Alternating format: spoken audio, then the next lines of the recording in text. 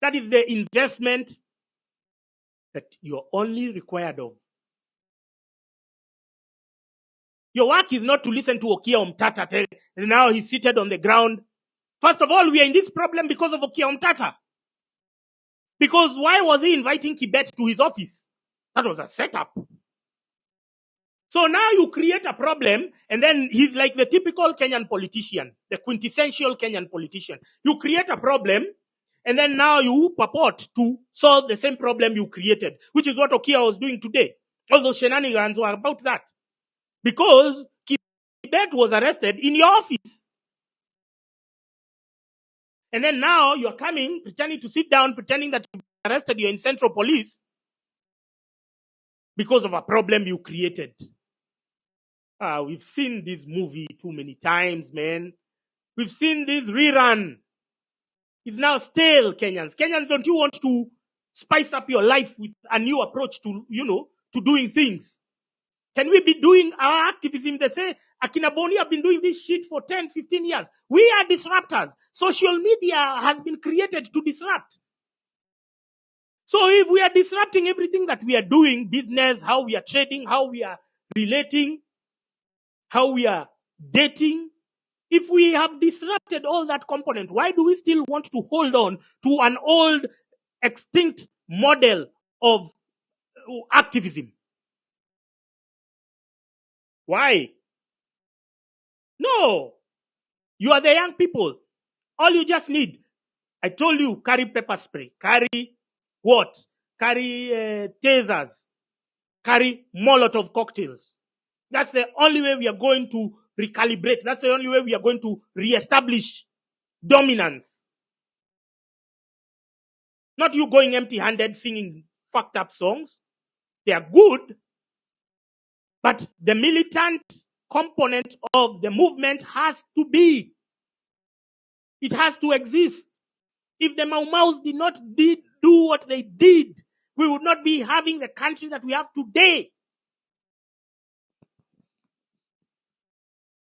So you thinking that carrying a flag and you're dealing with a vehicle, a water cannon that is pressuring water, spicy shower on you, and thinking that just because you've flung a... No! You have to ban that shit, man. You have to ban that shit.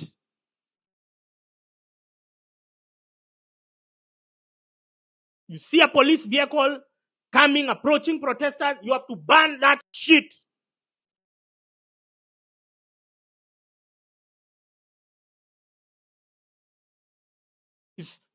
This is not a joke, man. This is serious. This is not an outing. This is serious. This is your future. This is your life.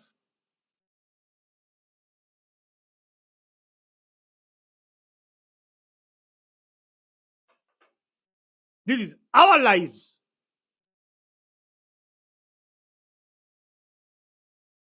You have to be intentional. You have to move with purpose, with conviction. Don't be like the stupid idiots of Embu. Embu, I'm seeing them, they are standing there instead of doing a concrete protest. They are standing there listening to, I don't know, the MCA, I don't know which aspirant. This is not the time for politics. We want our comrades to be freed. Why am I more wound up about Billy Mwangi than even his own fucking family? Than even his own comrades in Embu? Why am I wound up? Because you guys have been so desensitized about your own plight. You guys are so comfortable in oppression. Me, I'm not. So don't think I'm crazy. You're the crazy one. You're the one who is bonkers. If you can see all this shit around us and you're comfortable with it. If you live in pipeline where sewage flows outside your apartment and you're comfortable with it, then that's your shit. That's your fucking shit. And even the next government that will come will not cater to your demands because you have clearly shown them that you're comfortable. When we call people from pipeline, wanakataa kukuja. You're just in the house watching porn, jacking yourself off to porn. So, even the next president who may come will be like, watu, hawana shida. Kama hawana shida, whomst am I? Whomst am I to solve them? Because they clearly do not care. They clearly love sleeping where sewage is just flowing down their roads. They love it. So when we tell you, I'm not telling you because I'm going to benefit. How am I going to benefit? When I see stupid idiots there saying, hey, gaidha ulikuwa wapi maandamano si hatukukuona. Ulikuwa unataka kuniona ili unidinye. Motherfucker wewe. When you tweet some stuff, use your heads. Don't just yap. Like a bunch of idiots.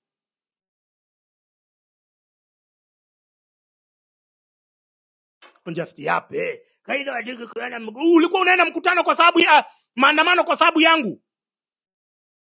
Were you going for the maandamano because of me? Why are you looking for me at the maandamano? Am I your mother? Am I your father? Can you find something better to do? Can you be focused on the activity or at the task at hand? Why are you going there to look for other people? Me, I've given you the strategy. I have tried to help you evade. And I've told you it's something very simple. These famous activists, and I kept it, yes, if you look at my tweets, all of them are like this. I told you avoid these famous activists. So if you are stupid enough to go stand with Okiya Omtatah or Boniface Mwangi or wewe saa hii uko jela. Sasa ukiwa jela unasaidia nani? So me, if I came, assume I was stupid like you, like your fucked up parents, the ones who are tweeting that. Assume I was stupid like your parents, the ones who gave birth to you. Because the problem starts with them. Assume I came now. Nikuje, me, I'm now flagged. Me, I'm not on Boniface Mwangi level, I'm up there. Assume nikuje nishikwe. Nitakuwa nikisaidia nani? Would I be doing this video right now? Would I be telling you that Okiya Omtatah is trash? No. But these guys are also paid by the government because they think there is no reverse psychology tactic that these propagandists will ever throw at me and I take the bait. I am too smart for them. I am running rings around them, circles around all of them, and it's a team of like 50. And they cannot even match my capacity, and I'm just working single-handedly. They cannot match. So now they have seen the only way we can get this guy is if we emotionally blackmail him, we bully him, and then he shows up and then the cops will be there, and then boom, I'm another abductee. Mnaonanga watu ni wajinga umbwa nyinyi.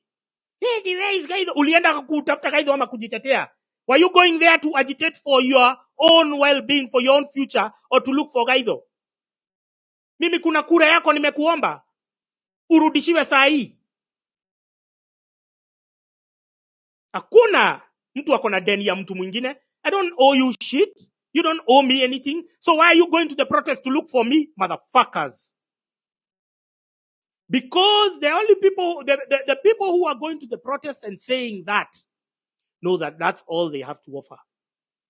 Bro, these protests, I'm telling you, we are only scratching the surface. We haven't even crossed the starting line.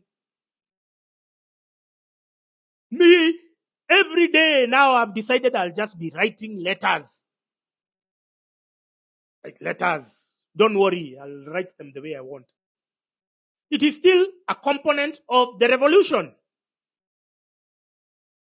But if you think the revolution is only on the streets, only on the ground, jipange. Wewe nyonga manki ulale. Yeah, you didn't go for the protest to look for gaidha. You didn't go to look for me or anyone else. Kwani wewe ni nani? Were you the prefect? Now ati unafanya roll call. Unaandika attendance, nani alikuwa ama nani hakukuwa. How stupid are you when you're posting such tweets? KOT Sonko Mabonga.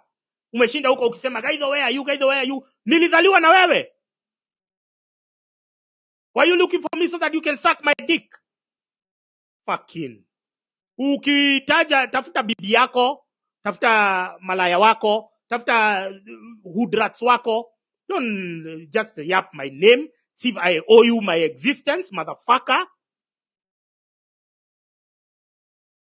Naniita nini? Gaitho, where are you? Gaitho, we are not seeing you. Gaitho. Kwa sababu umelipwa na serikali ili nikuja nisetiwe, umbwa wewe, mamako.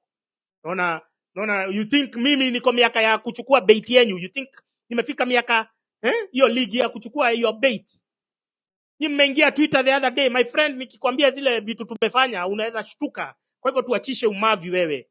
Sasa juu mumeenda hapo, mumejifanya mumeshikana na Morara, mumeshikana na Omtatah, now you think you're the shit. Bro, you're going to see a lot of things. I'm telling you, this is just the beginning. And for it to be smoothness, for it to be a surgical and precise entry and exit, that's what we want. That's what we are aspiring for. To complete a big task within the shortest period, we have to be reading from the same script. And we have to detach ourselves from failed strategies. Strategy sasa ya kukaa chini, mumeenda hapo, munaimba bado mapambano, alafu muna Bungei anakuja hapo. That strategy is obsolete. It has never yielded anything. Now let's try a more proactive, a more militant, a more consistent approach. We start with 1 week. Let's finish 1 week and then we go to the next week like that. And no sleeping. It's not at going at to end the weekend, Saturday, Sunday. No. You just have to sacrifice. Is that too much to ask? What will you be doing so important in those 2 weeks? Nothing.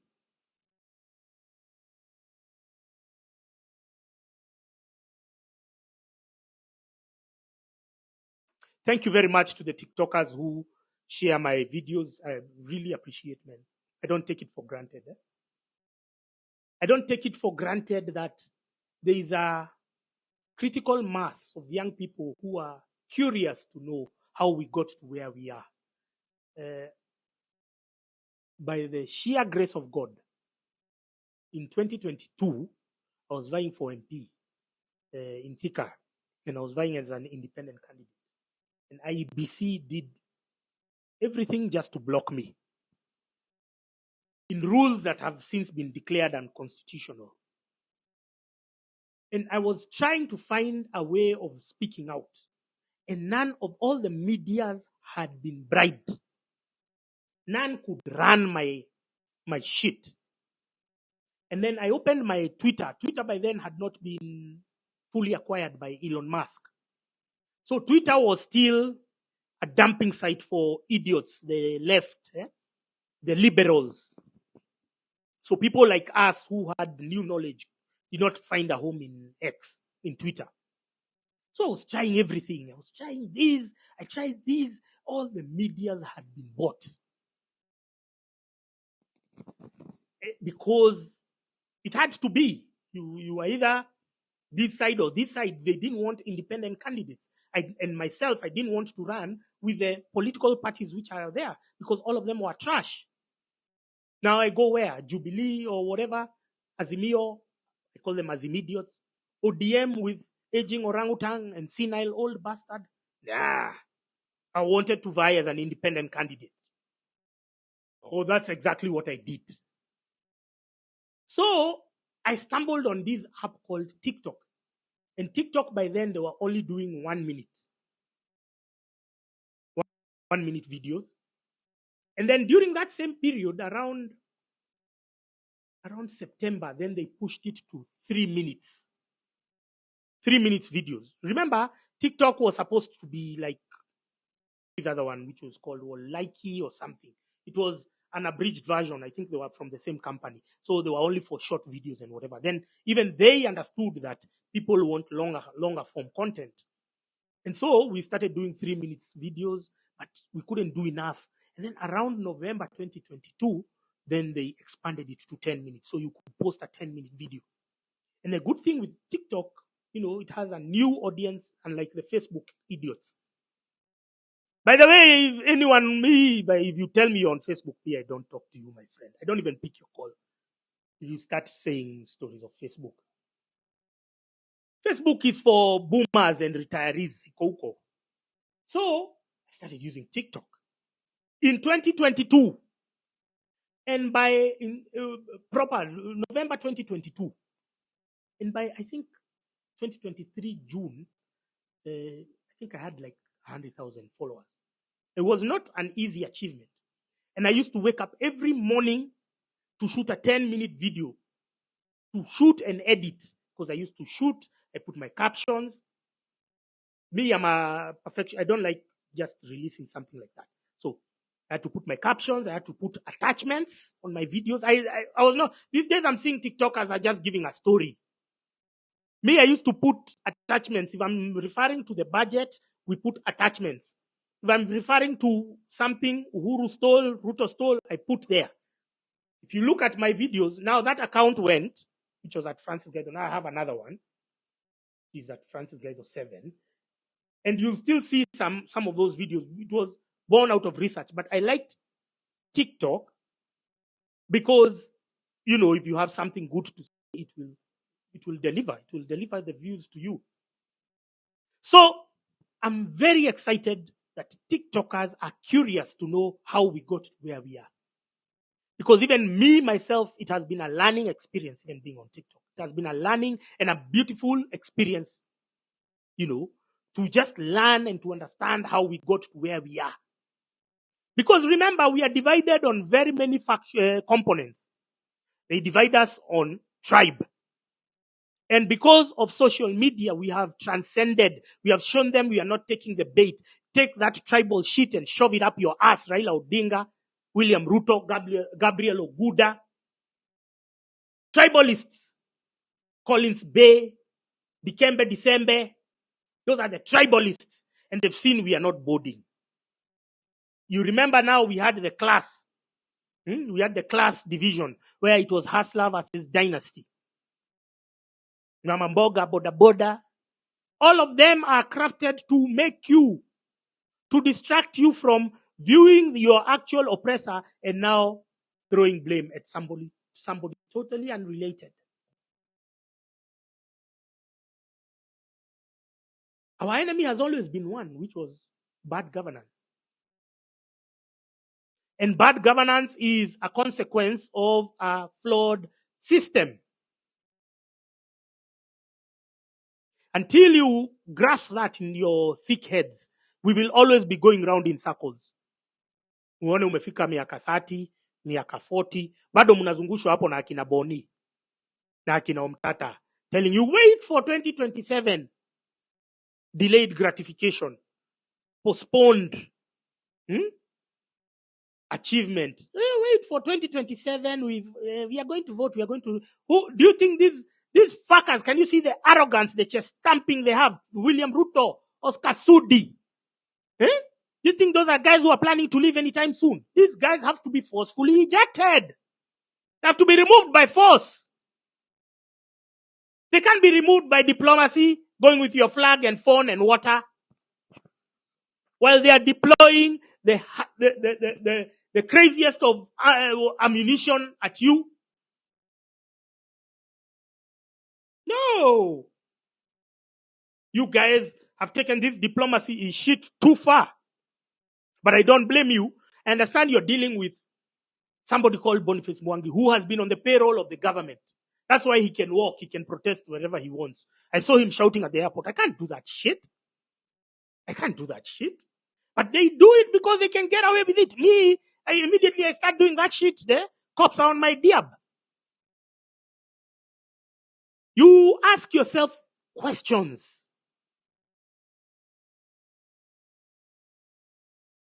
You connect the dots. You see, we didn't get here by accident. It's been slow and progressive.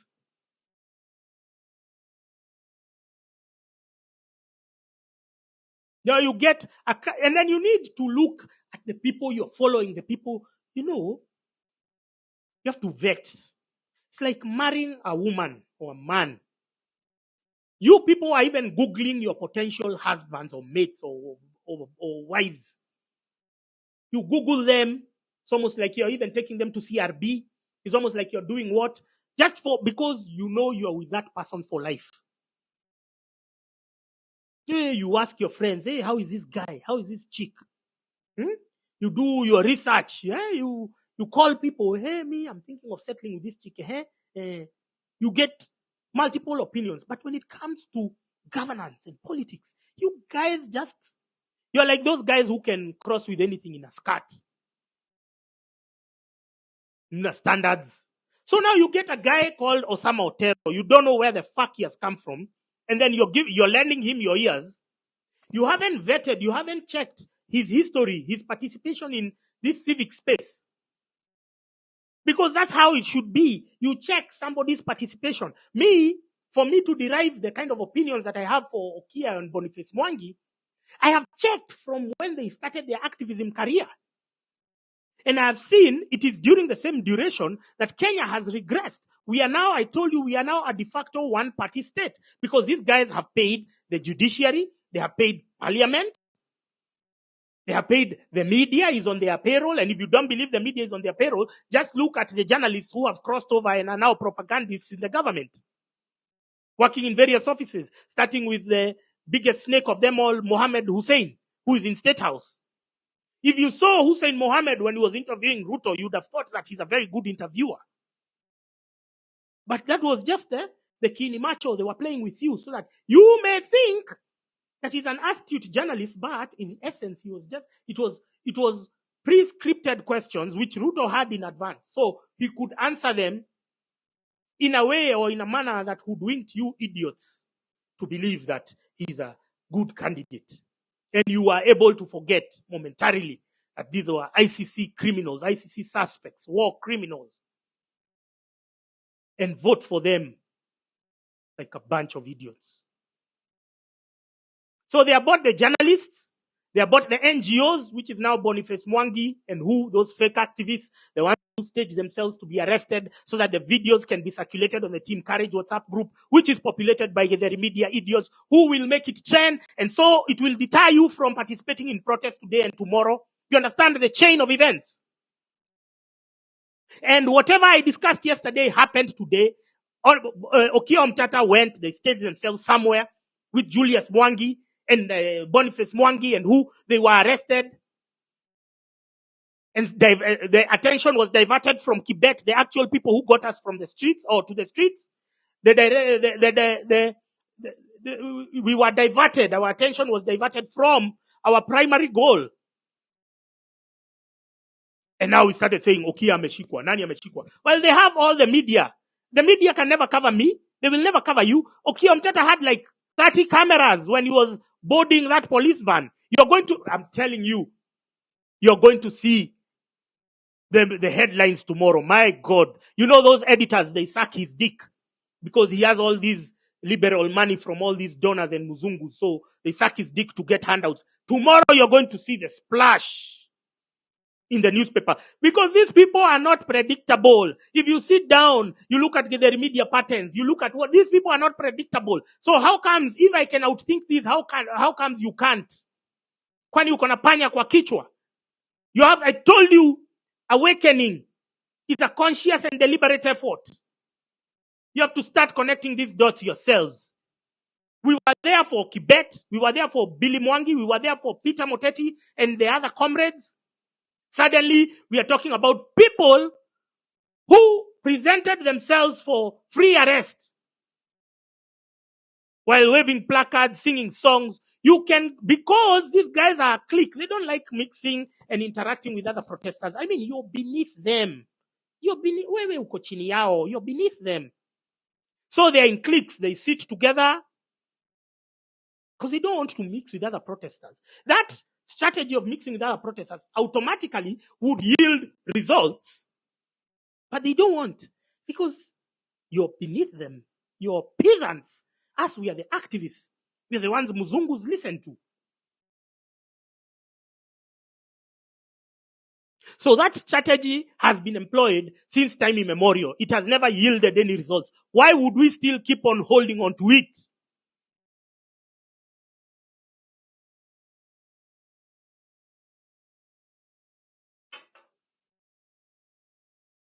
No, you have to change your life, change your ways. You have to. I don't understand. I don't understand even. By the way, me, if there's people I respect now, is teachers. Because ramming knowledge into the heads of stupid people is really hard. It's really hard. It is really difficult. Boniface Mwangi and Okiya Omtatah have been activists for no less than 15 years. They have been using the same strategy, going to court, media attention, police drama, and then donor support camps. Because for them, it's a hassle. For us, it's our future, it's our life, it's our country. For them, it's a gig. For them, they're just thinking, leo kuko na kagig. Unaonanga vile wewe unaitiango kagig. For them, it's a gig. It's another day in the office. For us, it's our life. Pardon me for being so passionate about what I think and what I believe. And this is the same passion that you should be having. It should not be bounced off from somebody else because you don't know their intentions. You don't know their objectives. You know, you have seen what good governance can do in other countries. You know we have the capacity, we have the potential, we have the money. It is just squandered. Knowing all of that, then why would you go and follow people who have been doing the same shit over and over again, which have never yielded results? Sasa juu Okiya alishikwa, how does that aid our cause? How does that aid your cause? Leo juu Okiya alishikwa, na ni alienda kujipatiana kwa polisi. Kwako nyumbani leo utakula ugali mbili badala ya moja.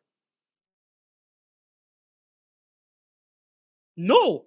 So let's stop holding onto these models. These are extinct models. Let's now move with purpose. And now let's say this is the new strategy. The new strategy is we are not leaving the streets. Tomorrow there is maandamano.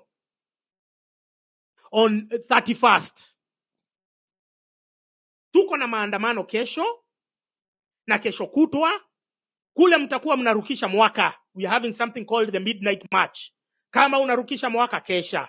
Kama unarukisha mwaka kanisani, kama unarukisha mwaka kwa bar, kama utakuwa kwa lodging, uache vile unafanya. Kifika 11:59 tutoke nje sisi wote tuanze kusema Ruto must go ama Ruto must resign ama free Kibet Bull, whatever you want to say. But muziki itakoeshwa na ule DJ utakuwa na yeye. Mutoke. Wenye mutakuwa karibu na State House munaweza enda. Wenye mutakuwa karibu na kwa governor's residence munaweza enda. Wenye mutakuwa karibu na kwa residence ya MP munaweza enda. Wenye mutakuwa karibu na ofisi ya county assembly munaweza enda. Any elected official, any government official, you are at liberty tomorrow evening to start marching to their place.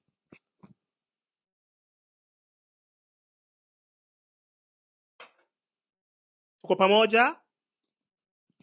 pamoja. You are at liberty. Kisikia unataka kutembea kwa nani? Kwa Sudi. Uko kwake Karen, tembea.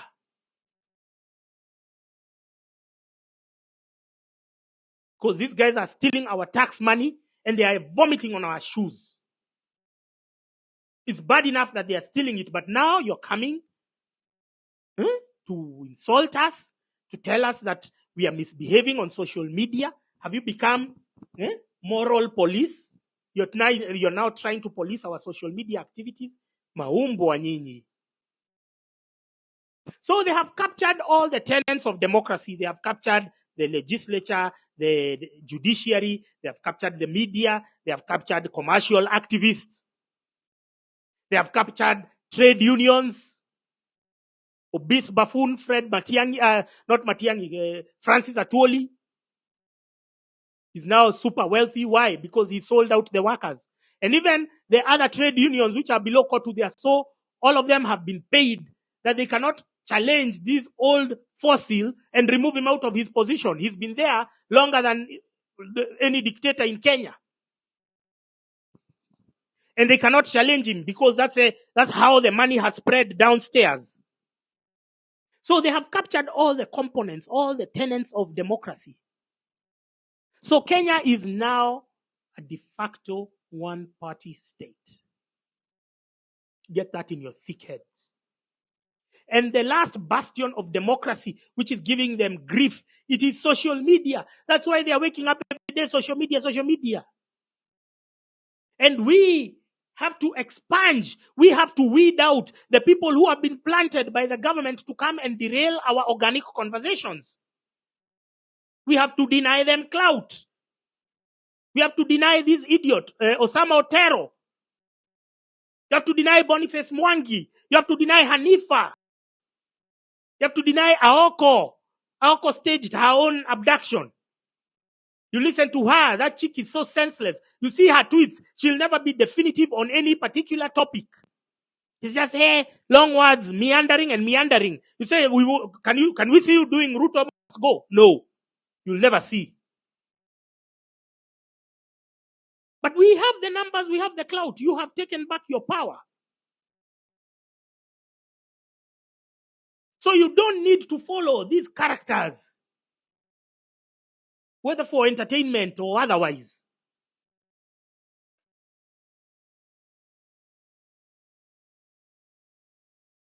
You don't. It's not necessary.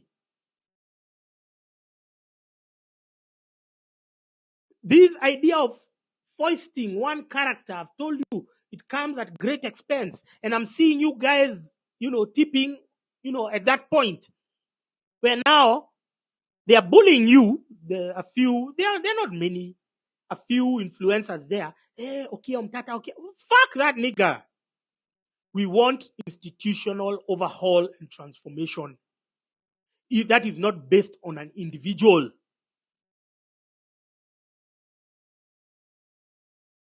So even Ruto stepping down because he's going to the pressure that is in the country. If today they deployed just last week, their key propagandists, Boniface Mwangi, Osama Otero, they were so sure that we cannot stage a protest without their participation. But it has happened. So it's indicative of the anger that is brewing down there. And so your duty is to not relent. Your duty is to not give up. You only have, I've told you, the South Koreans, a country with wealth beyond our imagination. They even loan money to Kenya. They live a higher standard of life that we may never even live in this lifetime. They have everything that we may wish for, but they are still on the street saying this guy must go. They have subways.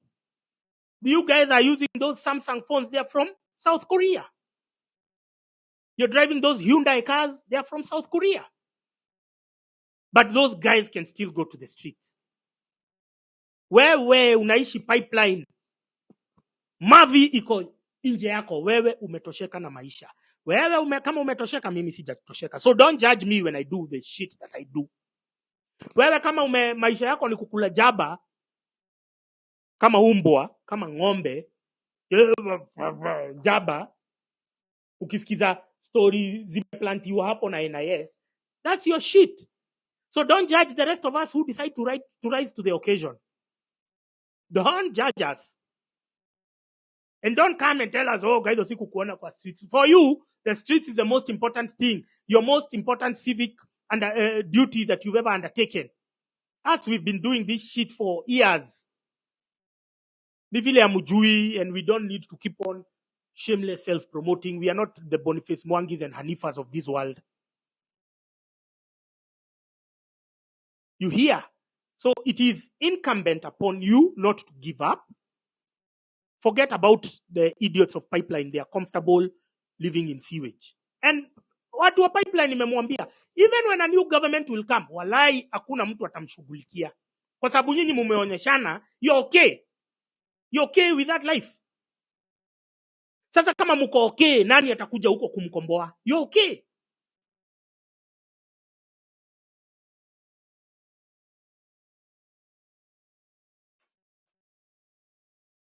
You're okay with that standard of living. That's your shit.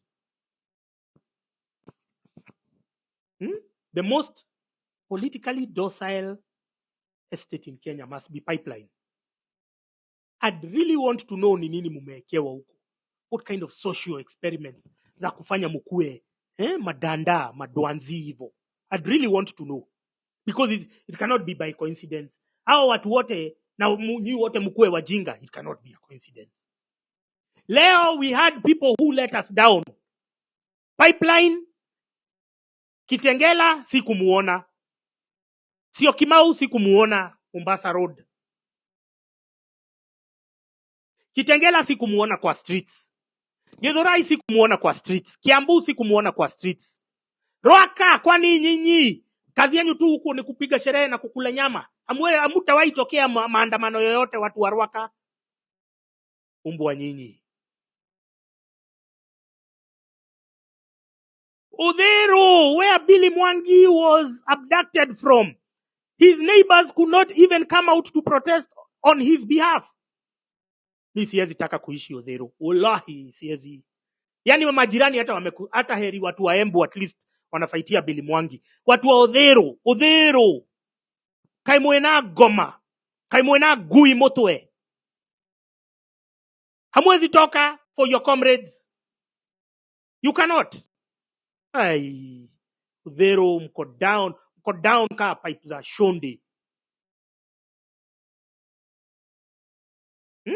You cannot just come out for your comrade. Nasikia paka ile building yenye iko the buildings which are adjacent to where he was abducted wamekataa pia kupeana CCTV. Lakini ni DCI wameambia huyo land that building mnafaa kuwa mumeipangia hao wenye wamekataa kupeana CCTV kwa sababu landlord ana collaborate na DCI wa hiyo building. Hiyo building sahi either sasa mupange muhame ili sasa tutume ile team nyingine itakuja kufinish kumalo. Hameni hiyo building yenye wamekataa na CCTV. Hameni kutoka kesho patianeni notice. Muhame. Anatunyima CCTV kwa nini? Kwa sababu wamechotoka kitu na watu wa DCI. Watu wa Udhero hamwezi toka Kangemi kuna msee hapa alikuwa anani DM kume ni stupid hata hamwezi mobilize anything. Nyinyi mmetulet down. And when we achieve our objective, musikuja kusema nyenye. Memwambia, because you guys are happy and you're comfortable in your oppression. We will still achieve. Wallahi. Sasa wewe kulala kwa nyumba the whole day inakusaidia nini? Usijifanye ati kuna kazi inafanywa. First of all, the holiday. Secondly, hata hakuna kazi watu wanafanya. As we are bold enough to admit that we used to have careers and now we don't have them because of bad governance. I'm bold enough to make that admission. Wewe unakaa hapo unajifanya ati unafanya kitu ya maana sana kwa nyumba. Na kununua bundles na nini. Na mkopo. Mutusikizange, my friend. Mimi sijakuja. I could be doing very interesting shit right now. Very interesting shit right now. But look at na muongelesha. Sasa, I'm talking to you. And telling you that this is just the beginning. This is not the time for you to rest. This is not the time for you to give up. This is not the time for you to be distracted. We are going for the long haul. The South Koreans have been on the streets for 2 weeks before their president was finally impeached. We can achieve the same objectives. Are you ready? Are you ready to step into your light? I keep asking you that question. If you're ready, then you'll be in the streets tomorrow. And the day after, and the day after. There is no time to sleep. There is no time to waste. Because you only need to sacrifice this little time to achieve or to get into the canon that you've been so wishing and yearning for.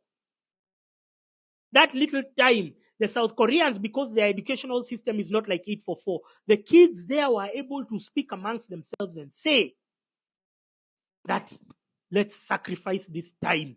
Wacha tukae kwa streets until we achieve our objective. and streets, they stayed. Naona kuna mumama mwingine hapo, mumama mzee anafanyianga nini Ruto PR na propaganda, anaitwa Njeri Thorn. Anapiga kelele hapo nini. If she was, or if the economy was booming, those people who are speaking Kizungu ya Mapua, they would not be doing tweets for Ruto. They would be more productive elsewhere. So watu wacha kujifanya like you're doing anything special or doing anything unique or grand. We are all stuck in this shit together. So, will you rise to the occasion? That's the question. That's all you need to do. You need to decide. You wake up and say, we have seen other countries. We are on TikTok. Tunaona wasichana wa South Africa wananunua gari showroom. So kule ukienda kukatia dem South Africa, if you've been there, kule usiende na atina story ya do, because wako na do already. Sasa ni dem, ni ma vibes na maluga. It's not about money, and that's where we should be. Because I've traveled to very many countries. The first signal of a failing economy is when the women are disempowered. So if you go like to shithole countries, like I don't even want to mention them, utapata madem hawana hata hana gari yake, hata hajui nyumba. Ukiona dem hivi tu, huyo akona bwana.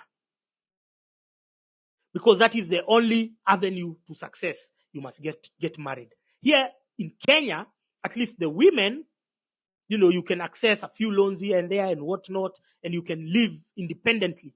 But even the system, the establishment wants to come for that little comfort that you have. They want to come for it. I'm telling you, you've never been to shithole countries. Me, I've been. There is no middle class whatsoever. Wengine wanajua wakimaliza shule wanaenda France. Now that's the upper echelon of society. Others, kule hauwezi ona hata msichana akidrive. In this continent of ours, na kama na drive ni ya bwanake. Because there are no opportunities for women. Me, that's my first indicator. And so that's why I always insist that Uhuru's destruction of the economy was deliberate. Because now when he brought something like Alcoblo tampered with the hospitality industry. So all the hotels that used to be in CBD, especially the 5-star hotels, I think imebakia tu New Stanley na ile Lilian Towers.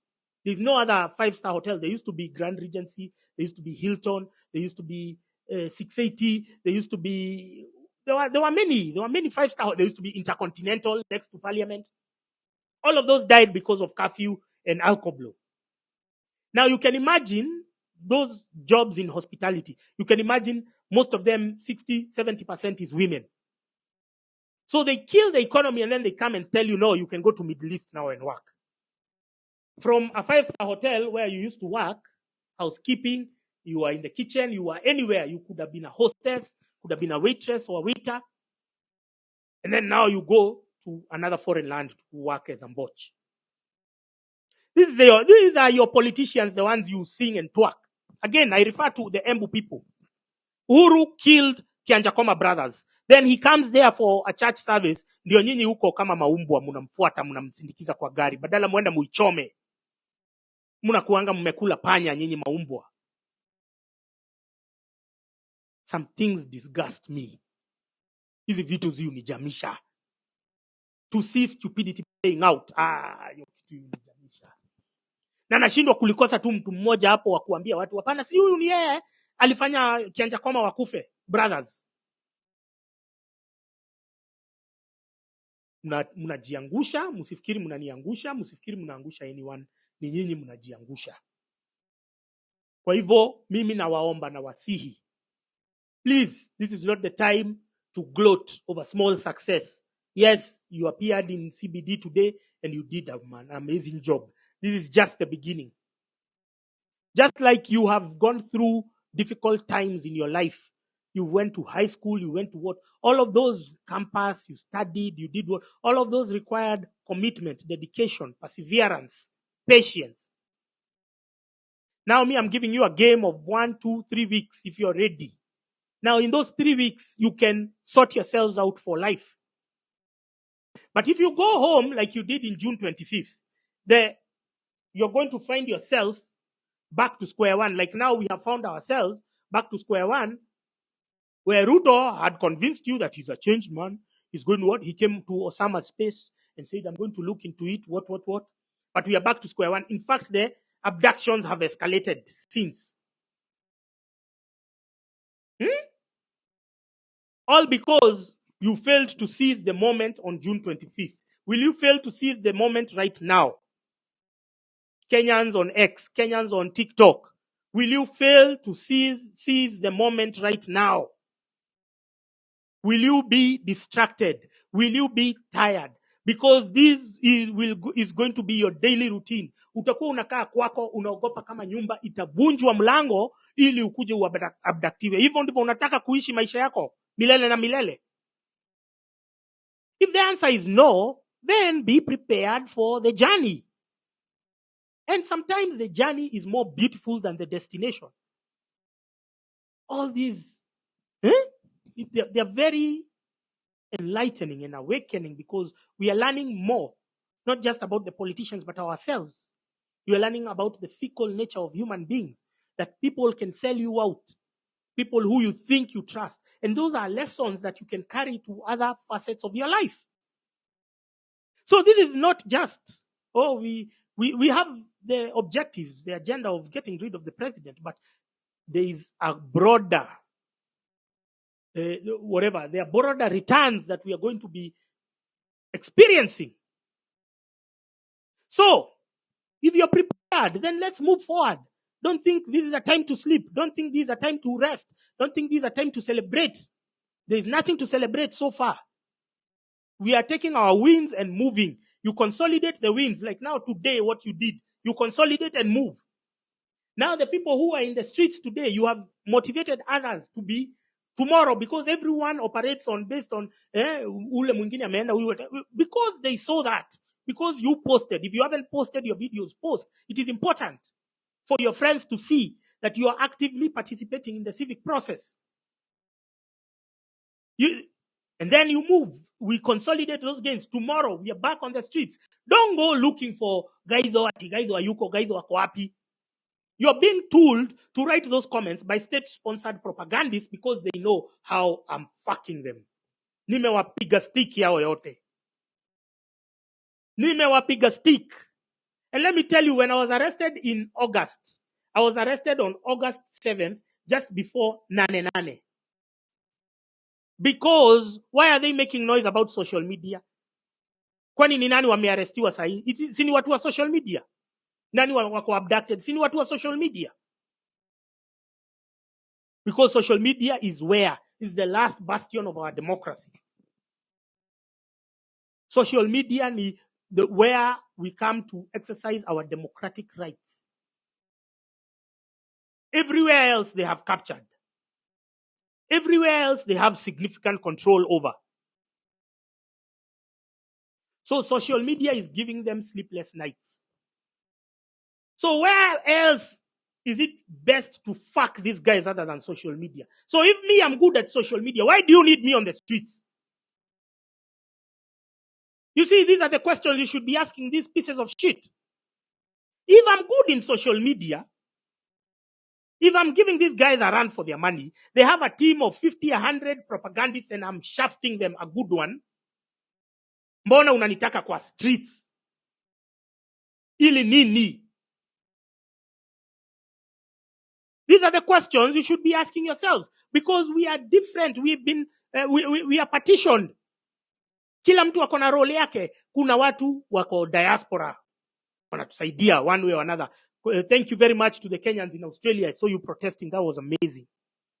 I don't know where the Kenyans in the other side of the diaspora, in America, in London. Let's proceed with this. Because this is, don't forget, this is not a one-day event. This is now going to be our routine. Na munaendanga huko munaambiwa and I told you the NIS strategies, they plant people, they tell you sasa ukienda kuprotest utakula nini. Na I want you to be very honest and tell me if the prospects of your career or of your hustle, if they are feeding you to your full, to your satisfaction currently, are they? They are not. So why would somebody tell you to go home at you end utafuta chakula? Because you know many people live hand to mouth, paycheck to paycheck. Why would you imagine that now you've gone home ati mambo sasa itakuwa shwari? It will never be until you take the bold step. You understand? So going home is not an option. Going home is not, please. Your money is shrinking. Your opportunities are diminishing. Your livelihoods affected. Your marriages. You know the first thing when you start running out of money, you start beefing about money, your marriages becomes the first casualty. We cannot even live happy married lives because of the economy, the way it has been wired and stacked against us. So knowing that, are you ready to go for it for yourself? Don't go looking for somebody else. Are you ready to go peke yako useme ni mimi nimejitokeza because of me and my kids? At some point, once everything stabilizes, I'm telling you, you'll be going for those protests with your kids. Everything will stabilize. Relax. Sahi ndio unaona uko na vuta ni kuvute. But and then now we come, we exchange notes, we analyze where did we go wrong. Because we weren't doing this in June. Now today I'm telling you, where did we go wrong? Okiya Omtatah came, akaenda kushikwa. We forgot about Kibet. We now focused on Okiya Omtatah. Why? Yeye ni yeye alijienda kujipeleka kwa mapolisi ili ashikwe. Na wakakuja na Boni and that bandwagon of losers. Na Julius Kamau na nani. We are tired of that model. Now we want results. Results will come if we take a militant approach.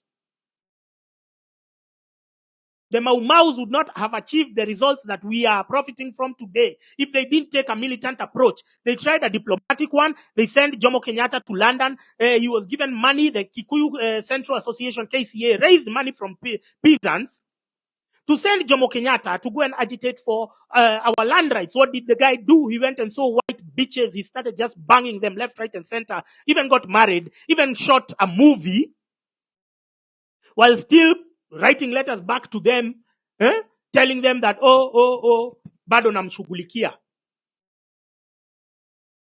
So diplomacy, while it exists as an option, for now we are dealing with animals. We are dealing with animals. You look at Sudi talking, he looks like a beast, an animal. And every day he's just taunting us and pushing us. You see the tweets by David D. and Motahingunyi. You see these guys, the level of entitlement, the arrogance has gotten to their heads. We need to put them in their place, and you cannot do that diplomatically. Are we together? Tuko pamoja.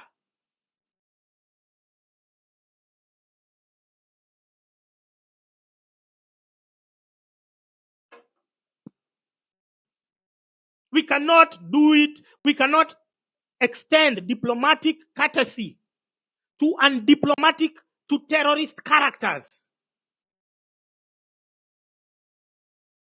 It's a self-defeatist undertaking. So are you ready to focus? Are you ready to deal with the issues as they are? Are you ready to appear in the maandamano every day for the next 2 weeks or 3 weeks? Are you ready? Or do you want to remain in your comfort zone? Do you want to be like the people of Pipeline Estate who are happy with raw sewage flowing outside their homes? Are you happy with like the people of Githurai who are surrounded by a lot of bad governance? Do you want to be comfortable? The people who know good governance, they know the incentive of going to the streets.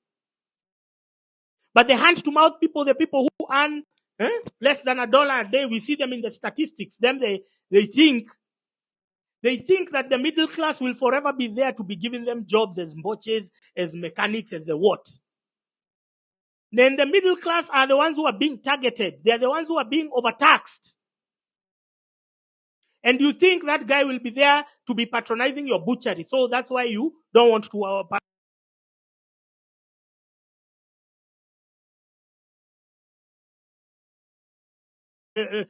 participate in the protests.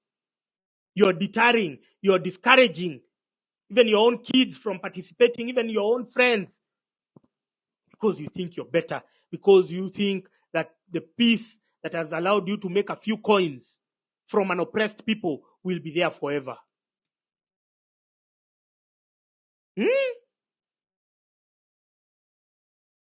Let me tell you, the presence of peace is not the absence of war. Just because there is a semblance of calm does not mean that we are all happy.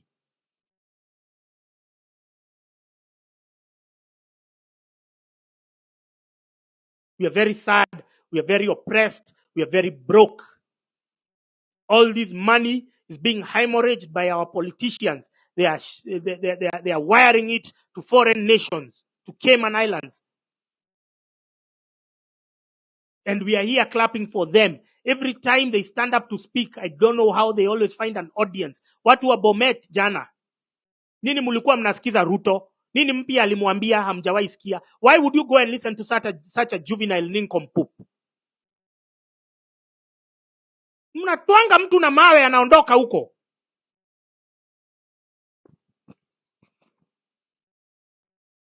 Natwanga mtu na mawe anaondoka huko.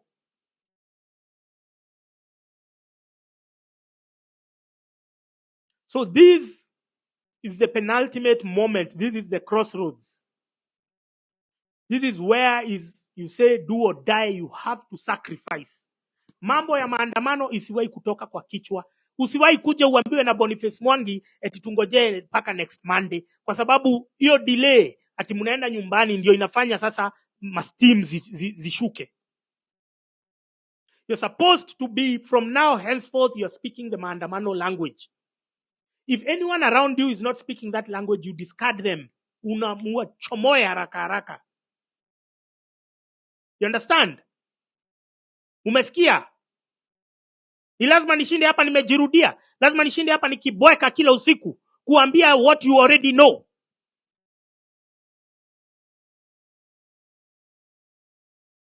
Hii vita yetu si yote, sisi zote. Si ati upatie mtu mmoja pesa ufikiri ati umefika na ule mwingine ufanye ni. No! This is our fight collectively. This is our fight collectively.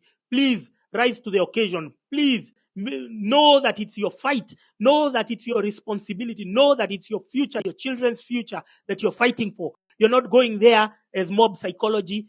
Umeenda kutafuta nani yako huko ati unaenda kufanya roll call. Unafanya roll call, nani amekuandika kazi ya prefect?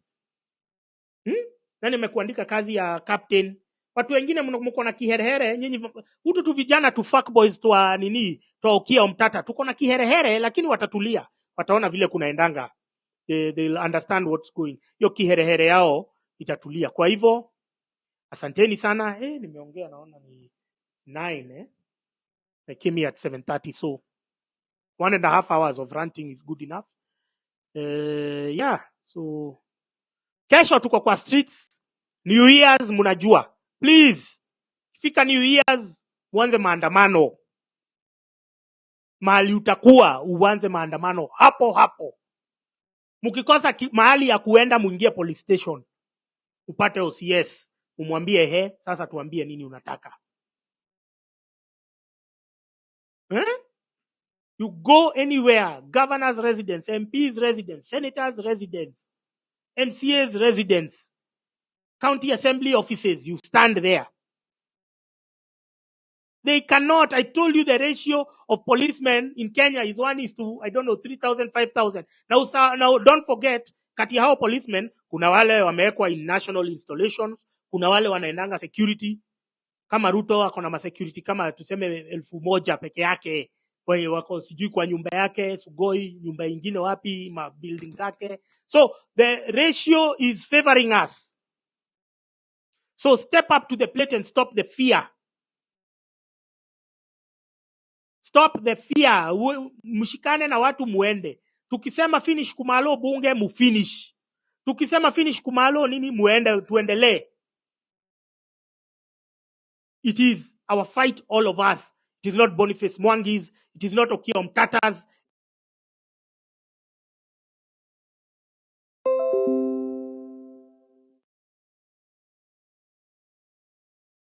Adopt that mentality that you're fighting for yourself. You're not fighting for anyone.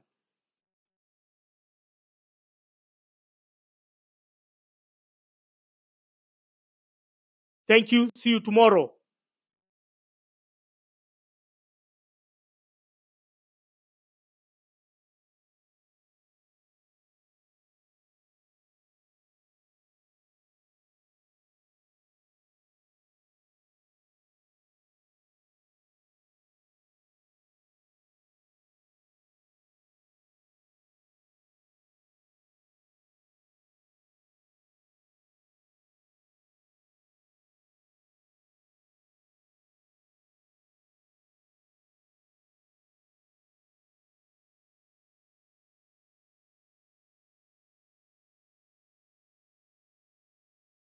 Tukaenda kwa barabara, you saw what happened.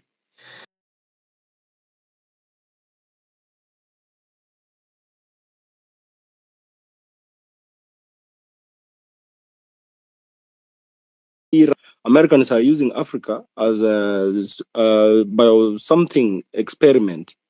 You see, yeye ameenda pale, Bill Gates amempatia pesa kidogo, sasa anataka kutulazimishia, tukimwambia hizo vaccine, hold them fast, equip our hospitals with medicine and other things, lakini yeye anatuambia anataka kutupea vaccine. Tukimuuliza why, anasema kwani umesikia wapi ng'ombe kinyamba and whatever and wherever. That is the president mwenye tuko na yeye. So the best language you jamaa understand ni demonstration. We must demonstrate, tuhakikishe kwamba hii abductions imeisha. Jamaa aliingia mamlakani akituelezea, akituahidi kwamba hii abductions zitaisha, vifo zenye hazieleweki zitaisha, kumbe is the perfect one. Na labda yeye ndiye alikuwa anafanya hizi vitu kwa hiyo regime mwingine, and then he was playing victim. We are not going to accept that. Leo umefanya kazi nzuri na nakupa kongole zangu Bwana Kialo kwa kushughulikia maneno, tuhakikisha hao wenzetu wametoka pale kwenye wamefungiwa. Ruto anataka kutocha hata wazazi wao vijana wameshikwa. Unajua kwenda kushika vijana wawili kwa familia moja, he is sending a message to those parents. And let me tell you, someone who is over 20 years, huyo si mtu mwenye unaweza enda ukalishe chini umwambie tifanye hivi fanya hivi. Mababu zetu walianza kupigania uhuru wakiwa wadogo. So huyu jamaa asifikirie kwamba ati sasa saizi hao vijana wetu ati wazazi watawaambia kitu. They don't have jobs. Hawana kazi. Polisi hawajai recruit kwa sababu hakuna pesa. 2 billions are looted every day. Kila siku bilioni 2 zinaibiwa na hii serikali. Na hatuongei. They are making us busy. Kinyamaza kidogo hivi watatuletea vaccine. Kidogo hivi wataintroduce kitu kingine. Kitu keep busy ndio tusijue kwamba wanaiba. Their job is only stealing. And then there is something that I noted. Kwetu sisi comrades, kuna mistrust between us. Kama mmoja wetu amesema hapo ati akiona watu ni kutoka Siaka, enyewe anaweza toroka kwa sababu unajua akishikwa anajua maybe hakuna mtu mwenye atakuja kumtetea mtoe ndani. But I'm very much happy kwa sababu kuna wenzetu wenye hawataki kuacha soldiers wenye wako injured behind. They must make sure kwamba wakifika kwa nyumba na hao watu wote wamefika kwa nyumba. So tafadhali na waomba, hii mistrust yenye nimeona kwanza sana niliona kwa Gaido. Gaido is my friend, hata mimi nilikuwa campaigner wake huko Thika. Nimeona kona akirusha mawe kwa kila mmoja wetu mwenye anajaribu kuapia kwamba ni mtu mwenye anapigana na hii serikali. Wacha tuungane. Hata kama whatever has happened, wacha sisi tuungane kwanza, we secure release of these boys. They are wanaumia, hata wazazi wanaumia mahali popote walipo. Unaona mtu anaenda anachukua vijana wawili wa familia moja, anatesa mama yake, he is directly torturing the parent and those boys. Anawatocha directly. Alafu anakuja anaanza kusema kwa media kwamba ati wazazi wa discipline vijana. Hakuna kijana wa kuwa disciplined. He's sending us to Gulf. Anaambia vijana waende Gulf kufanya kazi kuwa slaves huko. Nani anataka kwenda kuwa slaves huko Gulf? Na tuko na nchi yetu hapa, tunalipa tax. This is where we are born. Mbona asitutafutie makazi hapa, anatuambia tuende huko Gulf kufanya kazi huko? Sasa tunakuanga watu wazima kutumu huko Gulf, lakini tukipigania haki zetu hapa, tupate kazi hapa, tupate pesa hapa nchini, tunakuwa watu wabaya. Ruto is an animal and he should go. Watu wote waungane, tukuje pamoja, tuokoe nchi yetu. And the only way we can help it, and the only way we can do it is tuende kwa barabara, kwa sababu that's the best language this guy is understanding. Aelewa, hakuna lugha nyingine huyu jamaa anaelewa. Nyinyi wenyewe mmeona. Tulipoenda kwa barabara ndio maana hiyo finance bill ikaanguka akakubali. If vaccine yenye anatulazimishia anataka sisi wote tugeuke jinsia tukue venye anataka, we are not going to accept. We are not going to accept. Kesho venye wenzetu wamesema hapo, tupatane pale, wale wenye tuko karibu, tufike pale pamoja kabisa. Tuende tupiganie wenzetu watolewe wakiwa buheri wa afya, na sisi waungane na mafamilia zao. At the end of the day, what do you lose? Nothing. Hii nchi hakuna kitu yenye utaluzi, hata wakikushika uende huko. Wao ndio wanasumbuka kiakili. At the end of the day, watakuua, wanaiba, wanakuibia, wanakupora. Left, right, center. There is nothing. You are gaining or you are losing. Tuonekana huko kwa barabara bwana, tusimamishe hizi vitu. Things will be right at the end of the day. Siku moja hii Kenya yetu itakuwa nzuri na tutafurahia sisi wote. Nawatakia kila laheri, na wacha nipatie wengine chance na waongee. Asante. Kama venye Clifford amesema, kesho ni kutokea kwa streets tena. Tunaenda Supreme Court. Tunawakilisha and tutakuwa hapo tukisupport our brothers who were abducted unlawfully. Tutakuwa hapo tukishangilia Psychosine. Tuko hapo for Bernard Kavuri. Tuko hapo for literally everyone. Kwanza brother Kibet hata sielewi mbona he was abducted. Ruto tu ni mjinga. And oh my God, sorry, poreni. Ruto ni mbaya. So I want to give the mic to Sigret. The mic is yours. Kesho tunakutana na wewe ama? Okay, thank you so much, Wanjiru. Let me say Ruto ni mjinga because I think you are afraid of saying it. Ruto ni mjinga sana. Hakuna mjinga kama Ruto. You know, if he's fucking us up, that is who he is. You know, let us not be afraid to say things as they are. Don't be afraid of calling Ruto the fool that he is, because he's fucking us up. He is messing our country, you know. And I just want Kenyans to understand that we might not be able to know what we are fighting for. Unaona, unadhani tu ni abductions peke yake, but I can tell you Kenyans that huyu jamaa akitushinda, be prepared for Ruto till his death. It is very serious. It is very scary. I don't like, the only hope we have is fighting this man. That is the only hope. But you see, his tribe is ways niku ameshajua, like everybody has a price tag, you know. He can buy everybody. He can buy all organs. He has pocketed everybody, even the people from my community, the leaders.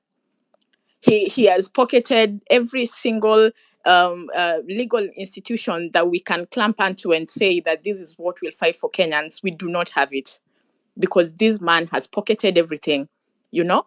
So right now, where we are as a country, if we do not defeat this man, it is still death do us part with him. I can assure you that. This is how Uganda started. I don't know if you guys read the tweet by this Uganda politician. He was telling Kenyans, you know what? You guys are talk about Museveni in that manner, but do you know how we started? We started this way. So we are seeing ourselves losing our country before our own eyes. And the only hope we have as a people is to fight that war. Kufanya huyu jamaa asikuwe na akili yenye inafanya. That is the only thing that we because what else? Nini yenye tuko nayo? Ebu you guys think about it. Our people are being abducted. Children are being abducted. Hatuna hata IBC. Hakuna any parliament already kwa mfuko. Opposition already kwa mfuko. Like everybody else is choked. You know? So nini itatusaidia hata tukisema ati tutatoa Ruto, tutamtoa aje? tutamtoa aje. It is unless we look at Ruto on the face and tell him, you know what, we are coming for you na hakuna shortcut. That's the only hope we have as a people. That was beyond the point, beside the point. What I wanted to say was that today I'm so proud of you guys. I'm really, really proud. I'm proud of you, Mabonga, and people who have been on the streets. You've been excessively consistent from day one. We see you. Personally, I'm not in the country, but nimekuwa nikitokelezea hata huku yo 25th June penye watu walikuwa wameenda. I took a flight and went to London. I was coming from a very fast date nilienda. Like I'm always there to support anything that I can do for my country, because huku penye watu wako, I can assure you, I can tell you Kenyans who are back in the country, huku we are second class citizen. Like hakuna life. Let me just say, put it plainly like that. You know, hakuna life. Hatuna life. Yani we look at each other hata saa zingine tunajichekelea tu, because like hakuna hope. And then nchi yetu tu yenye tunaweza sema in case of blunder we can come back home, mtu amechukua sasa ni kama ni nyumba yake. He's abducting. I wanted to ask a question. Maybe somebody can help me. Hawa penya watoto wao politicians, these people who are messing us up, hatuwezi hata wao chukua watoto wao wawili watatu tukae, asikuharm, because we are not as evil as them, but could we just maybe tell them what abductions mean to the parents using their own children? I mean, what can we do? Because if kama tumekuwa tukipiga kelele, please release Kibet, please release, and they're not doing shit. So how can we make them understand what the parents are going through? Hatuwezi chukua hata watoto wao wawili watatu tuweke kwa nyumba, tuwape tu chakula tu, hakuna kuhama. Unasema tutafute Wigiji. Hatuwezi tafuta tu tutoto tudogo watu wao tu, like we are not harming them, but we are just using them to tell these people this is how mothers, this is how it feels if you don't know where a child is. Because these people, I totally don't understand what is happening in our country, for heaven's sake. Sijai kuwa, mimi sio mdogo sana, but mimi pia sio mkubwa sana, but I've never been in a regime yenye watoto wanaabductiwa. Watoto, imagine, just because of drawing a cartoon. Sasa kuchora cartoon ni mbaya sana kuliko tukieka na Ruto kwa nini na AI, and yet he's killing people in reality and putting them on graves, real ones, not AI. I wish he was doing the same for us. I wish angekuwa anasema, okay, you people who are against me, nitawachora kwa AI na niwaweke kwa sanduku. He's killing us for real and putting our children in real graves. And yet if we do just an AI, a copy of, how we wish, anatushika. I am so mad, by the way. I don't know what to do, but I'm just telling Kenyans that I am hopeful. The only thing that is making me have hope is seeing people saying, you know what, you are doing the most, but it's your generation, you yenye ulikuwa unafikiria, Thirdly, and maybe finally, I want to speak to my people. First of all, I didn't start by saying my name. I'm called Akinyi. I come from Nyanza. And anytime I go through the social media, ninaona vitu.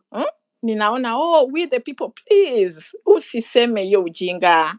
Sema tu mimi ouma na mimi mjinga and I'm supporting Ruto. Don't bundle me and the whole community in that stupidity.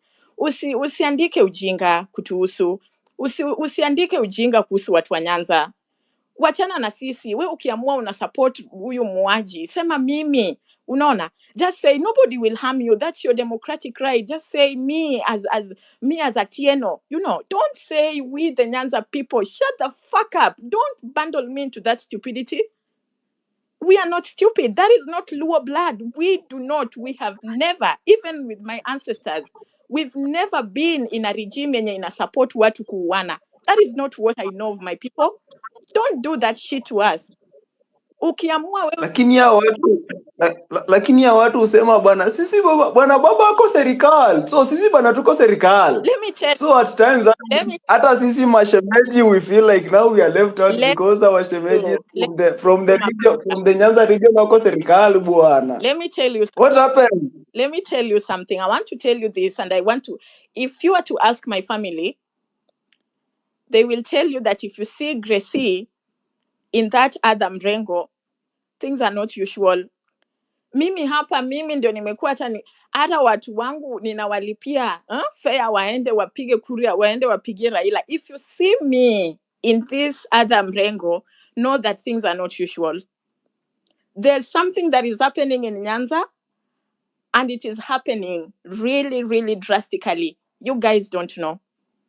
But I can tell you that if you see me even having the audacity to say, you know what, Raila, stop what you're doing. Things are not usual. Things are not usual even back home. I have influenced. Nimeambia, I even use propaganda. Alafu Raila akifanya makosa unasikia bwana Raila is not Oluo. Raila huwa anatoka bwana huko Kakamega.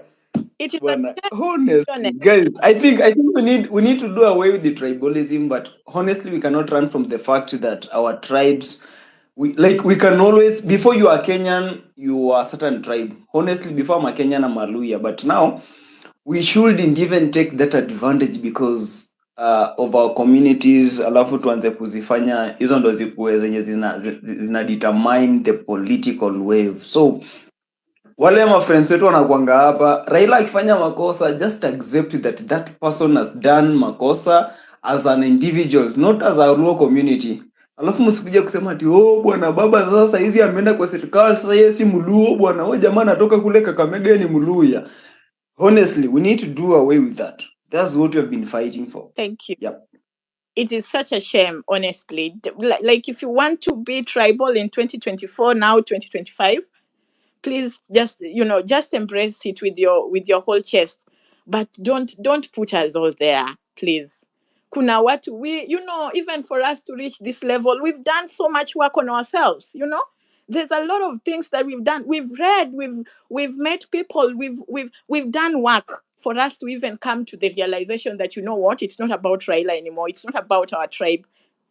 It's about the have and the have-nots. And we've done so much work. So when wewe ukiamua wewe utakuwa mjinga, wewe sema tu mimi Ochieng, usiseme as the usiongee ujinga. Usiongee ujinga, bro. And even the people from those other places, usiseme ati sijui Wajaluo walikuwa nadhani, because what are you saying? Bro, unasema nini? The people wenye wameshikwa na Omtatah, almost 80% of them are coming from my community. Don't hata wewe usifall into that trap ya kusema that those people they thought that we cannot. No, it's not. If so long as you're going to go the tribal language, that is the trap they wanted us to fall into. Don't do that, please. Don't do that. Tuseme tu wa Kenya, kama we ni Mkenya umechoka na Ruto, kama mimi, it doesn't matter how you're called. It doesn't matter where you're coming from. Tuambie tu jamaa, you know what? Isi Uganda. Now asitulete ujinga. And anything that can be done. Me I had suggested kama hawa watoto wao tunaweza chukuliwa tuwekwe Ruto ajue abduction wanga nini. Nimekasirika sana. But guys, I'm really so proud of what you are doing. I'm so proud of your efforts. Najua kesho mtatokelezea. Mimi kama kuna anything that is being organized on these sides of the world, I will go. If there's anything we can do to support the people back on the ground, I will do. Anything for our country, I will. Count me in. Thank you so much, Mabonga. Asante Sigret.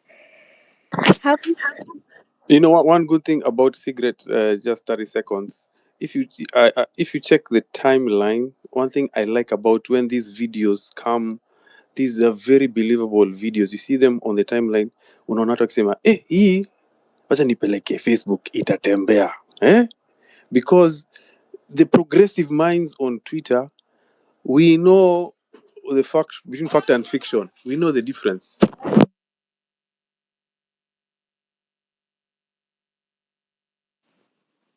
Hujamaliza statement Afro. Afro is gone. Can I go first? Yeah. Oh, sorry. A call entered. But I was saying my point. Okay, My fine. point is that tribalism does not fly with this generation. When they try to beat us to our tribal cocoons and tell us to think think a certain way so they can benefit each other, and as we keep voting the same way, I'm telling you, it has already changed. That mentality has changed. That's why when we said we were tribeless, we really meant it. And if you go to the ground, it is different. So those accounts, those paid, most of them are paid with a high profile. They're pushing that narrative that it's only Kikuyus on the ground. On the ground, it's not like that. If you even saw Omtatah when he was in prison and everyone said their name, those were not Kikuyus. So we need to understand that this is a propaganda tool to make us retreat to our ethnic under ethnic safety, but the country will be held by these tribal leaders. But we are trying to face them out. If you're not progressive, we're going to face you out and we're going to vote you out. But thank you, Sigrid. Valid point. Back to you, nothing. Asante Afro. Yeah. No, yeah, I like the way that we are actually tribeless here. Si mambo na tribe, ni mambo na kila mtu is going there to the streets. So mambo ya mimi ni Mjaruo, mimi ni Mkikuyu, mimi sijui hizo tumeacha. Tunaenda kwa street sababu Kibet ni Mjaruo, Kibet ni Mkale, Kavuri ni Mkamba, sijui mwingine ni Mmeru, sijui mwingine ni wawapi, and they were all abducted. So these are our brothers. Na tuko Gen Z, sisi tunasema you don't choose where you're born, that's one thing, but you can choose your future. You can choose what you actually believe in, and I believe in a tribeless Kenya. I believe in unity. Yeah, so hiyo maneno tuache na Mutuse akae tu kama Mutuse, yani ni mjenga tu. Anyway, can we be end? Then I go to D Uno. Hiyo Wajero. Wacha tu nianzie kwa kusema hivi kwamba Ruto ni mshenzi, ni ghasia, ni takataka, ni mtoto wa malaya na ni mbwa kabisa mwenye hafai tena kuwa uongozini kabisa. Kuanzia ni hivi, tulimvotia. Kwanza kabla avotiwe tulipigia debe, sijui kuanzia wapi hadi wapi. Tukisema ni mtu amebeba hope zetu, ni mtu ameteseka anajua maisha yetu. Nini. Hatukujua atakuja kutugeuka hii design. First, as you can see my name, I am from Kipsigis community. Kipsigis ni 45% ya wakale wote. So kama sisi ni 45%, it means we are around 1.9 million. Sisi ndio voting basket ya hiyo mshenzi. Lakini ona vitu anatufanyia. Maombi left, right, center, Kipsigis region. Maendeleo amepeleka sijui wapi. Na ni maendeleo hata hivyo tu ni ya kusema. Hakuna place hii taifa yenye imewitness any maendeleo in the real sense. Story zake tu ni lies. Sasa hii kuna watu wametabulate wamesema he has told 751 lies from the time he was sworn in. Na ni kweli. Juu jamaa ni kuamka tu tumetenga na tumepanga na tumesema na we are so tired of this guy. Sijui 2027 akichukua hatamu ya uongozi tutapigana na nani? Juu sasa obviously tutapigana na political class juu we are now united against the political class. Hakuna tribe tunachukia sasa. Sasa tunachukia hii tribe moja inaitwa exploiter politicians. From my side, tumehangaika ama medic. Miaka 5 huko nje ya kufanya bachelors. And then miaka miwili ya kufanya masters. Kurudi Kenya tulikosa pesa ya internship. Tukafukuza yule Hawarawaweta, yule malaya anaitwaje? Nimesahau jina yake. I'm glad she went. Yule mwenye yako sahi, though ako clueless and she's being guided, but still at least kuna hopes kwamba tunaweza postiwa in the near future. Shida sasa ni hakuna pesa. Hatuelewi huyu jamaa mbona maendeleo zake zote. Okay, hizi story ana launch. Nime-launch hii affordable housing. Mbona everything ana launch ni kitu tu mwananchi hataki. Hajawahi taka anything yenye tunataka. Mara tunauziwa fake fertilizer in his name. As in 2024 tumeshuhudia so many things. I'm glad we're still here alive and breathing and optimistic that tomorrow will be a better year. But anyway, guys, big ups. Thank you for coming out. For those who came out, sisi wenye bado tunahangaika ku earn a living, like generally we are living from hand to mouth. Sisi wengine. Lakini wenye mko na chance ya kudemonstrate tokeni. Sisi tukipata off, kwa muhindi tunatokea, but it's a good thing. Monday to Monday demos, we really support that. Wenye wanatupinga wakisema heshimu viongozi, hiyo story peleka kwenu. Hakuna viongozi hapa. Tumeshuhudia bana, pesa zinapelekwa kwa magunia to churches, pesa zinapelekwa sijui na wheelbarrows, zinapelekwa some funny projects yenye haitufaidi. If economy inaendelea vizuri, if kuna maendeleo, hiyo maendeleo inafaa kujiongelelea, si ati mtu asimame aseme tunafanya. Inafaa ijionyeshe. Kama saa hii Rwanda the cleanest city, why? Si haja advertise kwamba we are the cleanest city, ni watu wanasema, ukifika hivi unajionea. Saa hii ile SGR imeundwa TZ, haijatangazwa na government ya TZ ati tumeunda the best SGR in Africa. No, tunajionea kwa wenye wametembea huko. So to cut the long story short, demos lazima iendelee. Huyu jamaa si lazima hata amalize one term, na akimanage kumaliza one term asiingie second term. Na mwenye anasema tuheshimu viongozi asituziwatuzi, no. I know for sure that when they are afraid of being criticized and being critiqued and being scrutinized, they start saying you are being disrespectful. We are not disrespectful. We are just demanding accountability. Na kiongozi akifanya anything right, usiwe wa kwanza kuclap. We elect them to those positions to do something for us. So anyone who has done something positive in the past, I've seen some people congratulating Irungu Kangata. He's doing what he's meant to do. Yeah? You can't start saying that fish swims so well. I mean, fish is meant to swim. Lakini sasa kwa wenye hawawezi pull up their socks, we need to reprimand them. We need to critique them. We need to scrutinize them because they are actually in positions where we placed them. We are their bosses. It's not the other way around. In fact, nashanganga sana nikisikia mtu akiaddress hawa watu wakiitwa mheshimiwa. Some of them are funny characters. They have not done anything damn honorable to be called honorable. Anyway, nimewaka tu moto. Guys, thanks for the space. Back to you, KOT and Wanjiru and the other co-host. Hey, Kilui. Sasa ungetuona ulikuwa hapa unawaka moto. Lakini kama umesema Ruto ni mshenzi, ni mjinga. Yeah, nimeambiwa I can actually say it. So we're actually hoping our comrades are watatokea kesho. So guys, nazidi kuwakumbusha kesho maandamano Supreme Court 8 AM, hapo ndio tunakutana tufanya nini? To actually see our comrades being brought. Kama hataletwa tunaanzia a full blown maandamano because ni new year. Hii mwaka imekuwa mwaka wa kutenga, kuweka mikakati, sijui nini, uongo mingi sana. No. Kesho lazima watolewe and yeah. I think nilikuwa nimeweka Diuno, then I'm going to go to Dodge, then Luka Matoke, then Ateko, then Crispin. So Diuno, the mic is yours.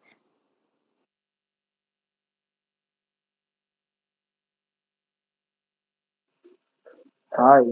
So, first of all, I was supposed to come after Dodge na nani. Kuna another lady was supposed to be there. I think ni Sigrid alikuwa hapo juu kwa line.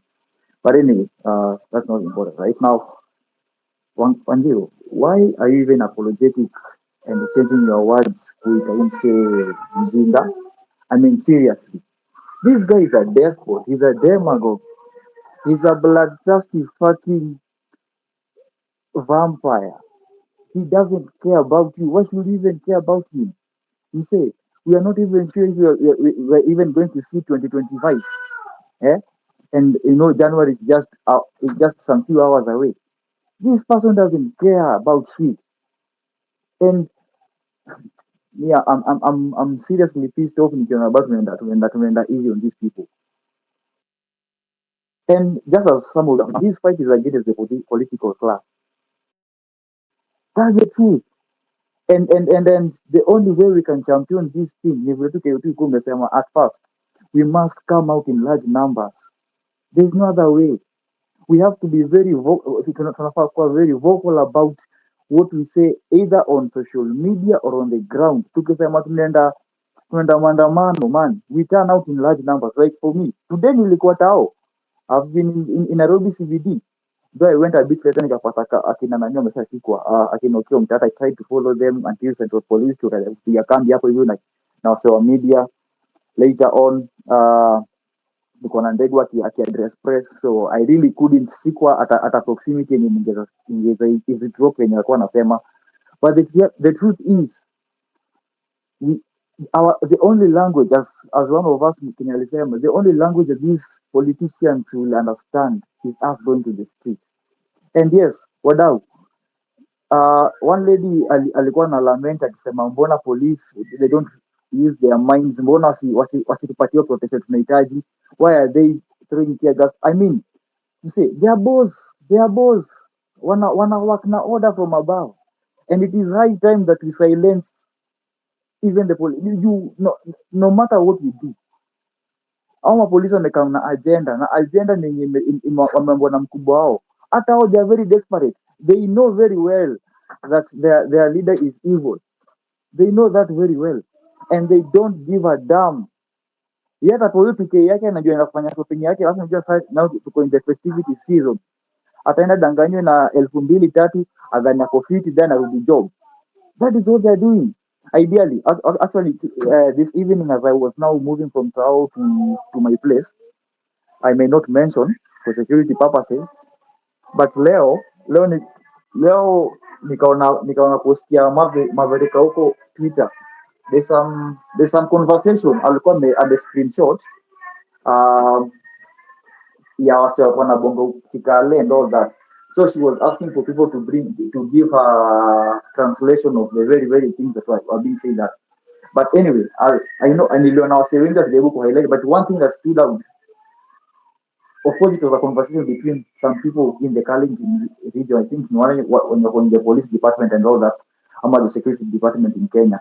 And the reality is, even those Kalenjin police, they know that the leader they have is wicked. But na wala walikuwa wameingiliwa na mtu wetu mentality. Ati niaje, tunajua ni mtu mbaya, lakini ni mtu wetu lazima tumprotect. And that is the mentality they are coming with in the streets. And that's why they don't mind shooting. Leo at around 2, 3, 4 nilikuwa hapo around Kencom, and there was some two police to confirm Kenya Kiotia amesema. There were some 2 or 3 police wenye walikuwa on civilian, and they were shooting live bullets. Walikuwa nakimbiza mse fulani. I think ni wale wasenya na kwamba wamepigwa picha na ama ni wale wenye unajua amesha ku observe, anakutrace alafu anaanza kufuata. So mse akaanza kufuata I think they were just shooting on the air. I don't think they were aiming at person, because either way that place was really crowded, you know. So wadau, we are dealing with people. We are dealing with people who are psychopaths.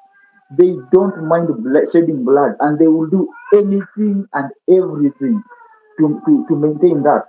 First of all, okay. Next thing I'm gonna say, man, I'm also a Luo. I know you are in as much as tumebongana most of the time. Either on WhatsApp, I'm up kwa X. My name is Onyango. And I'm really happy about the from Tribeless, Achien, that is Dolphin, na Akin. I mean, we are beyond tribe. Speaking of which, on Saturday, I'm going to post with more about Mandaman and all that on my Facebook account. And so there's this guy, this fucking bullshit I want to Oscar Zero on Facebook. And he was being hakuwa anasema ati us in the streets ni wale wakikunya kubita against the Kalenjin regime when wana take power and they are revenging against the Gachagua. And to me nilimsilence, nikamuuliza very well, nikamuuliza tu swali moja, are you so sure that come 10 years from now, if at all, God forbid, but if at all, Ruto will still be in power in those 10 years, two things, will you be alive, or will your life be any better than the way it is now? Hakuwa ijibu hadi wasai. Kwa nini? These people know. Alafu unajua ufala ni because things is a Luo and Rao kwa gava, now things are well. Maisha inapiga kila mse. Kibet hapa ametoka tu ku very well that he's a Kipsigis which has almost 50% of the Kalenjin, and they are wanateseka equally as we Luos, the same as Wakikuyu. And therefore this mentality or this philosophy like, oh, politics is all tribal, Man, politics is a dirty game. Just the other day, before Raila washake hands na Ruto, he was the one who was rebuking Ruto, saying, "Oh, Ruto this, Ruto that, Ruto aliwase Kiamba and all that, and blah blah blah." Who is now shaking hands? Who now shook hands of the enemy? We Luos felt betrayed. And by the way, I won't sugarcoat this. I abhor Raila with every fiber of my being, and I'm not scared to say that. And I will say this in his face. I hate Raila with every fiber of my being. Nileta kumvotia 2017. Why? Because the same scheme amekuwa akifanya. Okay, I'm a millennial. I may not state again. I'm a millennial, a mid millennial, so to speak. But he's Raila. No wonder he was cast even with his father. Unaona? So Raila has been having a philosophy since 1980s, shaking hands with the enemy, shaking hands with the enemy, shaking hands with the enemy. And still there's a Luo who still thinks that Raila is for them. My friend, Raila anatunza vitu zake, anajua ni skill gani anajitezea huko hivyo. And so, another thing, I'm from Egerton University. Someone spoke about Egerton University. Manze, let me tell you the truth. Egerton University is infested with Kalenjin fellas, but being led by UC. But Egerton, in its real sense, is failing.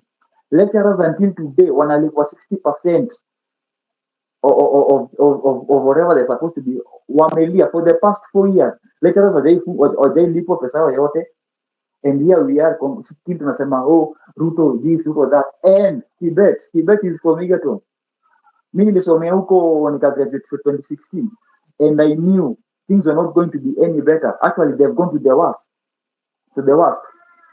So, wadau, the only language that these people will ever understand is us going to the street, us being vocal about the discrepancies and all this bullshit that these people are doing in government, Akina Murkomen and all, these people should be just tamed.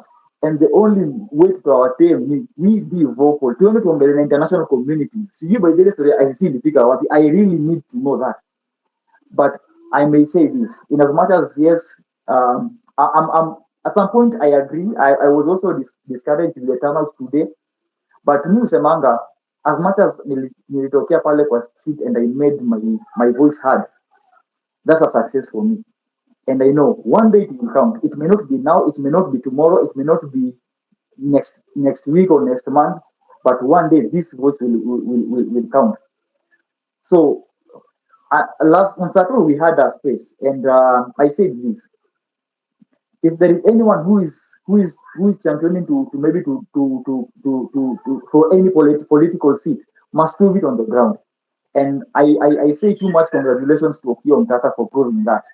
Na amekuwa vocal for streets, and I pray KOT nilisikia kuna ambitions zako. Thank you. Continue proving that. I tell you, even if missing se wakimilili, but I believe those people who are kimilili wanaona what you're doing. And I pray that God wafungua macho na the thing that you're fighting for. Just like Okiya Omtatah for years, hii ndio imekuwa legacy yake. Legacy ya Ruto ni kutuua, and at some point we just have to face it. But we also be very careful with how we live and how the place that we walk in. Leo nimetembea through Kenyatta Avenue after kurun my errands, nikaenda Ronald Ngala tukafuatia gas, tukaona hao mapolisi wakirusha live bullets and all that. Nikaenda hadi Central Police Station kwenda kuangalia if there is any hope. But I thank God. KOT kwanza ninashukuru ulihepa, because I understand cell is not an easy place to be. So kudos to everyone who is sending a message to the world and even to this country that indeed every patriot mwenye make his voice heard either on social media or even on the ground, manze tusichoke. Mimi kesho I'm really trusting. Hii sina do, actually ni wife walinitumia fare kurudi, but I'm really hoping that tomorrow ndakuwa na kitu niende nipatane hapo mbele ya Supreme Court, and we still make our voice heard, because man, hatutanyamaza. Tukinyamaza, I don't believe we will have a tomorrow if we remain silent. And I guarantee you, the only voice that Ruto wants to hear is the silence of the Gen Zs, and that is not what I would like to see happen. I'm not a Gen Z, I'm a millennial, but I wouldn't want us to kunyamaza Hatutasimama maovu ya kitawala. Tusinyamaze kabisa. I know I write pieces, and one day I will share my piece here. Yes, and hoping one day we shall liberate this country to its true freedom. Machana na ile ya ukoloni mambo yenye tunaona hapa hivi. God bless you guys, and see you tomorrow if the Lord wills. Blessings. Hatutasimama maovu ya kitawala. Hiyo ndio message ya usiku. Na kesho guys, I still want to remind you, kesho Supreme Court Kayoti amesema ni 8 AM asubuhi na mapema. Let's be there. Let's remember our comrades, they depend on us. Tukienda in our numbers, as Afro said, our numbers are going to win this thing. Ni numbers. Si ati ni Kayoti ajipate hapo peke yake wakiwa na Afro wakiangaliana. We have to be there, all of us, no?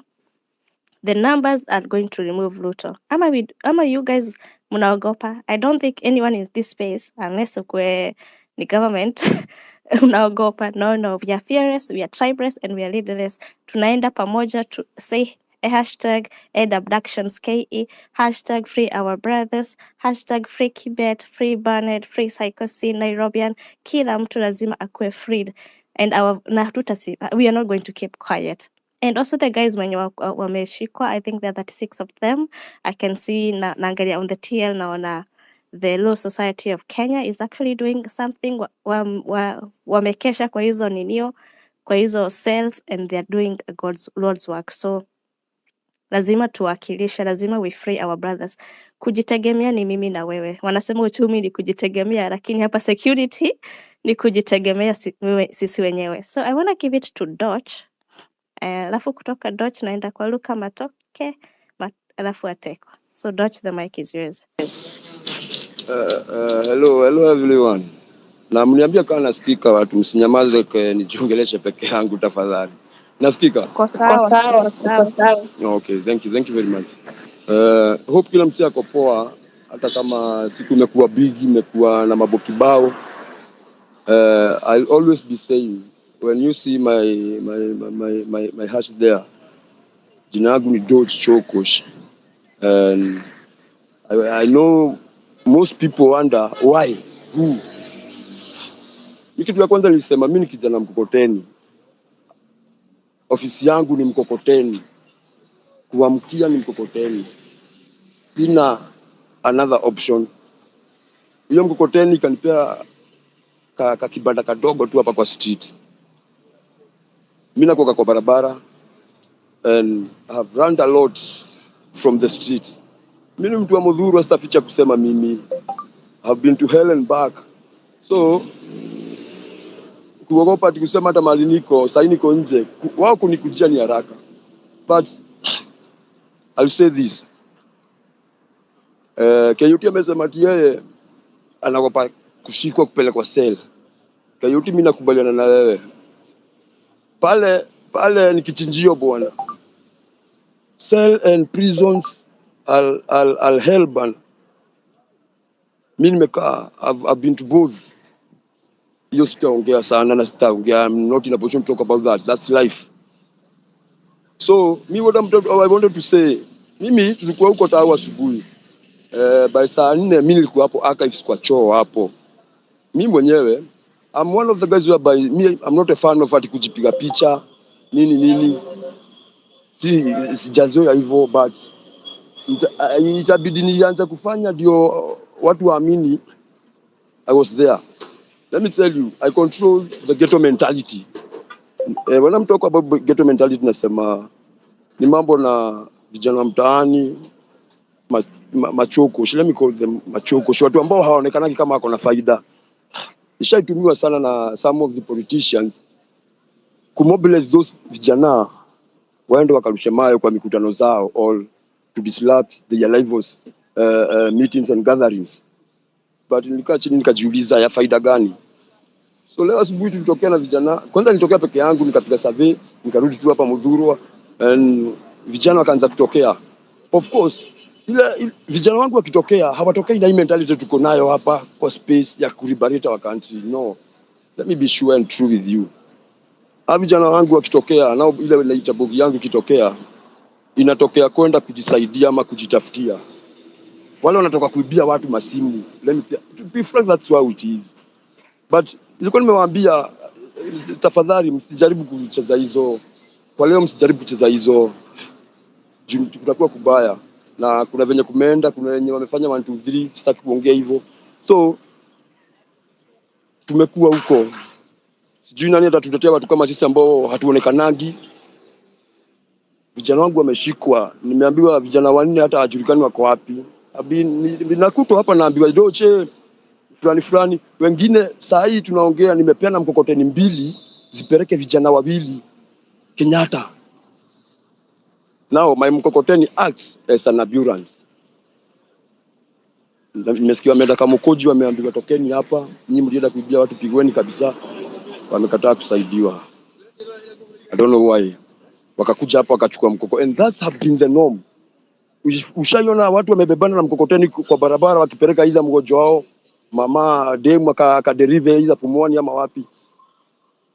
Sana sana mimi ndiye huwa wametoa mkokoteni kwangu. Guys, to be short and to cut my story short, not unless we lead off fear, tuondoe uoga. Hii si mambo ya mtu akaona uoga bana. Hii si mambo ya mtu hivi. Hii si mambo ya mtu ya kushtuliwa na tia gas anatoka huko. Hii si mambo ya mtu risasi inarushwa juu pale anatoroka. No. Despite that you have to be safe and lazima ujiangalie. It's not a mission of cowards. Hii ni mission nataka mtu roho ngumu. Plus again, mimi I will not advocate for a peaceful protest. Either mnichukie ama mniambie nini, never ever. Na sitafanya hivyo. I won't advocate for a peaceful protest. Forever and ever, to liberate a country, we need to be brutal. Very brutal. Now for me nikitokea tu venye nilitokea, kuna venye nilikuwa nimejipini, mimi nilikuwa nimeamua mimi Subaru siingii. Hapana. Hata kama nitaingia lakini wajue hii si nongo, usifala tumeingiza hapa. Because I'll apply every kind of resistance that will be possible at that time. Plus wache tuangalia hawa watu hivi. Tusiwaangalie hivyo. Mimi naungana na mtu mwenye anasema hawa watu hadi tunafaa tuanze kuwarushia mawe. We give back to them how they are giving us. Sasa walituliza nini shwali?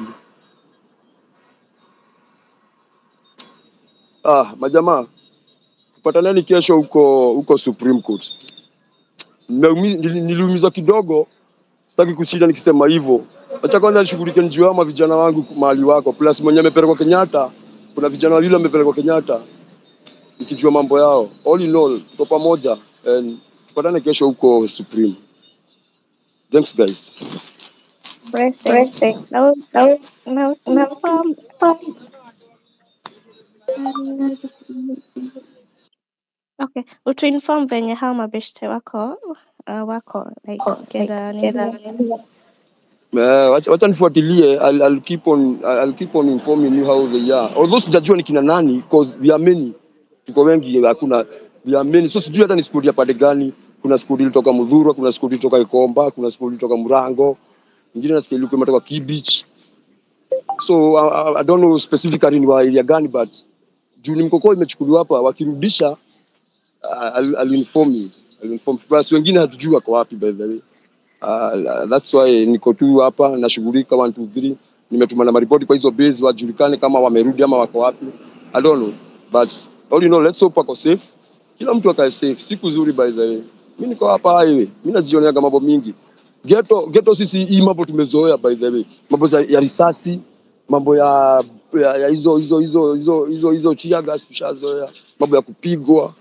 So that's why I'm talking of, you have to be hardcore enough to liberate our country. Na msiadarate ghetto strength. Watu wenye wako ghetto mnaona wakibia watu tu bado msiwadarate. Hao watu wako na nguvu yao. They have their own power. Please. mi napeana force kutoka pande hii pande ya Mudhura. So guys, mkiona hawa watu wachafu tu kwa barabara, jua mostly sana sana kuwaga wako nyuma yangu. And all the best. Kesho lazima tuende huko Supreme tujue hawa watu kama wametoka ama hawajatoka. I'll keep on informing you on the progress of my guys. Thank you. Nashukuru sana. Keep on informing us on the progress of the guys. I wanna give the mic to Ruka Matoke, then Ateko, then Four, then Crispine. Afro bado wewe ni co-host, so ukisikia umewashwa unaweza ingililia. Okay?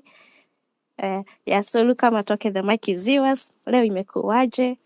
And what next?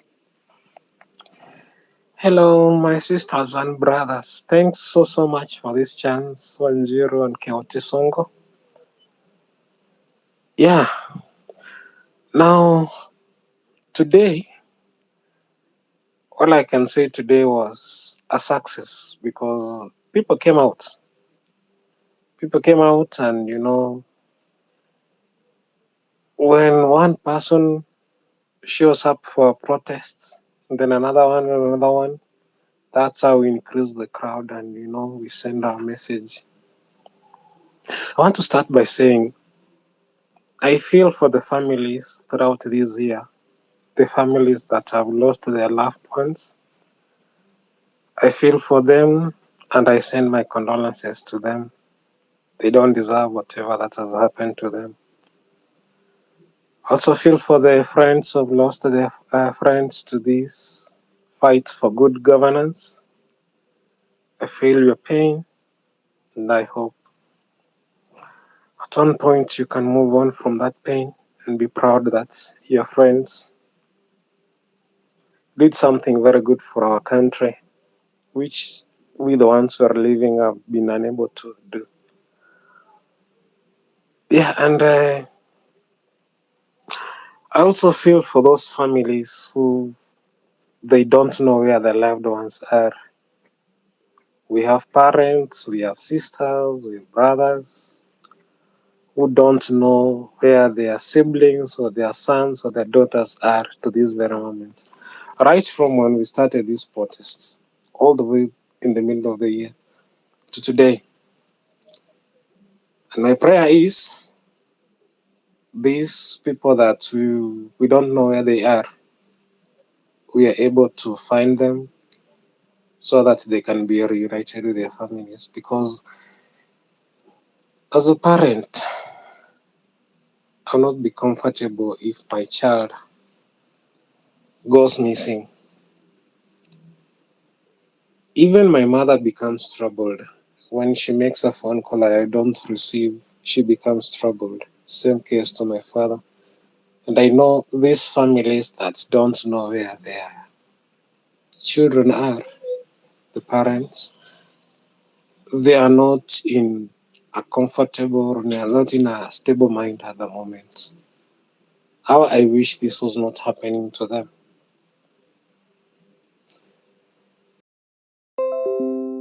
Times when the French Revolution was happening, it was tough for the French common individuals.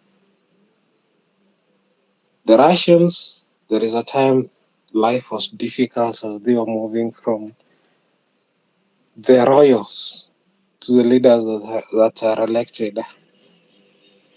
And even as recently as the 90s, when the Soviet Union was breaking, it was difficult for the common mwananchi of Russia. Even the United States of America, the times they were trying to abolish slavery, life was not easy for them. When we come close to Africa, our friends down in the South, the South Africans, when they were fighting this apartheid thing, it was never easy. During that struggle, we lost good people like Steve Biko, just like we have lost good people during this struggle. This is our time as a country. We are fighting this bad leadership. It might look like we are not making any progress. Even people, I have seen bloggers laughing at us, our efforts, and how that we're doing. And from the outlook, it might look like we are failing, but it's always the small steps that take us there. It's never easy. It's very difficult. It's very, very difficult. People lose their lives, good people, which we normally call the innocent victims of war, they lose their lives. And it's very difficult. But at the end of the day, when USA they were struggling with slavery, at the end of the day, what counted was the abolishment of that bad practice. When apartheid was really bad to the South Africans and the struggle was all that happening and people were losing their lives, life was very bad.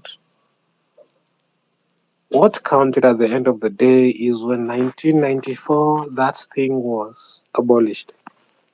So even in our country, I believe we'll get to a point whereby this bad leadership will be a thing of the past, and we will all celebrate.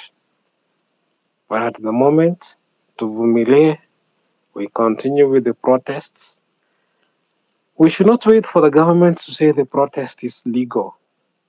In all these struggles, when there was a revolt in South Africa against apartheid, the government never allowed that protest. But it was carried on because a protest does not need to be legal. You cannot expect those people that are tormenting you to legalize whatever you're doing in fighting them. No, they will always say this thing is whatever you're doing is illegal, or they'll come up with the propagandas fighting your cause. Just like we are saying, the 527 shillings guys, they are very active. We should rise above that. Then another thing I want to discourage is this. And I specifically have to narrow down to this individual, Francis Guy. Like, how can you fight everyone? How can you fight everyone? I know people are not perfect. The people that are doing civic education, they're not perfect. There's points they're making mistakes. But at least they're doing something positive. You cannot afford to fight everyone. Today you're fighting the civic educators. Tomorrow you're fighting those ones who want to seek the high office. I don't think it's fair. Because it's like you're working for this tormentor. Because let's be very honest, William Ruto does not want us to do civic education. So when you attack the civic educators, I'm not saying the civic educators are 100% perfect. Some are raising fund, they're doing the fundraising, and there can be issues like they have not used the money well. But at the end of the day, they are moving across the country and doing civic education. We need to appreciate their efforts. We cannot afford to, fight all of their efforts, fight everything they are doing. No. At times, give them their credit and appreciate whatever they are doing. Those seeking high offices, we appreciate whatever they're doing, whatever everyone is free to share their manifestos, and they are free to support them. But if we have this fight amongst ourselves, at the end of the day, we are empowering the tormentor. Because tunasemanga kwa Kiswahili, vita vya panzi ni furaha ya kunguru. When those insects that are called the pansy fight among themselves, we end up with some that are dead and some that are weak. The dead ones, they are going to be consumed by the kunguru very easily. And even the weak ones, from the fight, they are going to be consumed by the kunguru very easily. So let's avoid this fight amongst ourselves. Then lastly, I want to appreciate we as the citizens of this country. Since these things started, at some point I heard people were saying that from now they'll start attacking those guys with Subarus. And I say this is not a right direction that we need to take. People have a preference. Like for me, I have a preference for Nissan cars. So I will work hard and buy a Nissan car. And I know someone else desires to buy a Subaru. So it is not their problem that they prefer a Subaru. And they buy a Subaru so that they can use those vehicles, to hustle, to move from one place to another. They have worked for that. And for us to start fighting anyone that we see on the road with a Subaru, we start stoning it. I don't think it's a good thing that we are going to do. Because when you stone that car, replacing the window alone is going to cost a lot of money, and you're dragging these people behind. And if we were to go in this direction, we are going to lose the course of what we are to do. So I want to appreciate. I heard people are saying that they are going to start fighting those people with Subarus, and I want to appreciate that that has not happened. And I hope we don't go in that direction. We only need to fight these guys that are arresting people. Doesn't matter whether they come out of a Nissan, a Toyota, or even if it's a Mercedes, a BMW, that is when we need to fight them. But we should not narrow down to only the people with Subarus. We start fighting each and every Subaru. That was really going to be a bad thing, and I appreciate that it's not happening.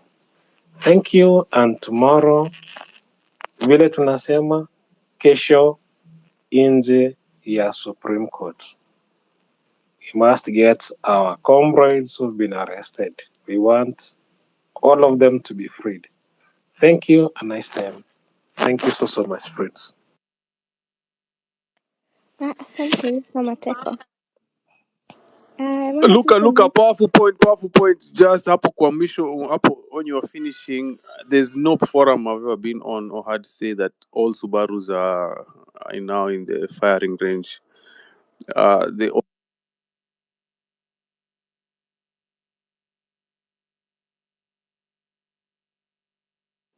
Aproha malizi statement. KOT, Wanjiru, and nothing K. nimemutiwa ama No, sorry Ateko. Afro hakuwa amemaliza statement. Umejimute ukatoroka. Z. I think I've been muted. But I was saying Subarus ni zile with masked thugs who are not police officers, which are unmarked. Zile zinapinduliwa, zinapigwa mawe, zinachomwa. They're abducting youth.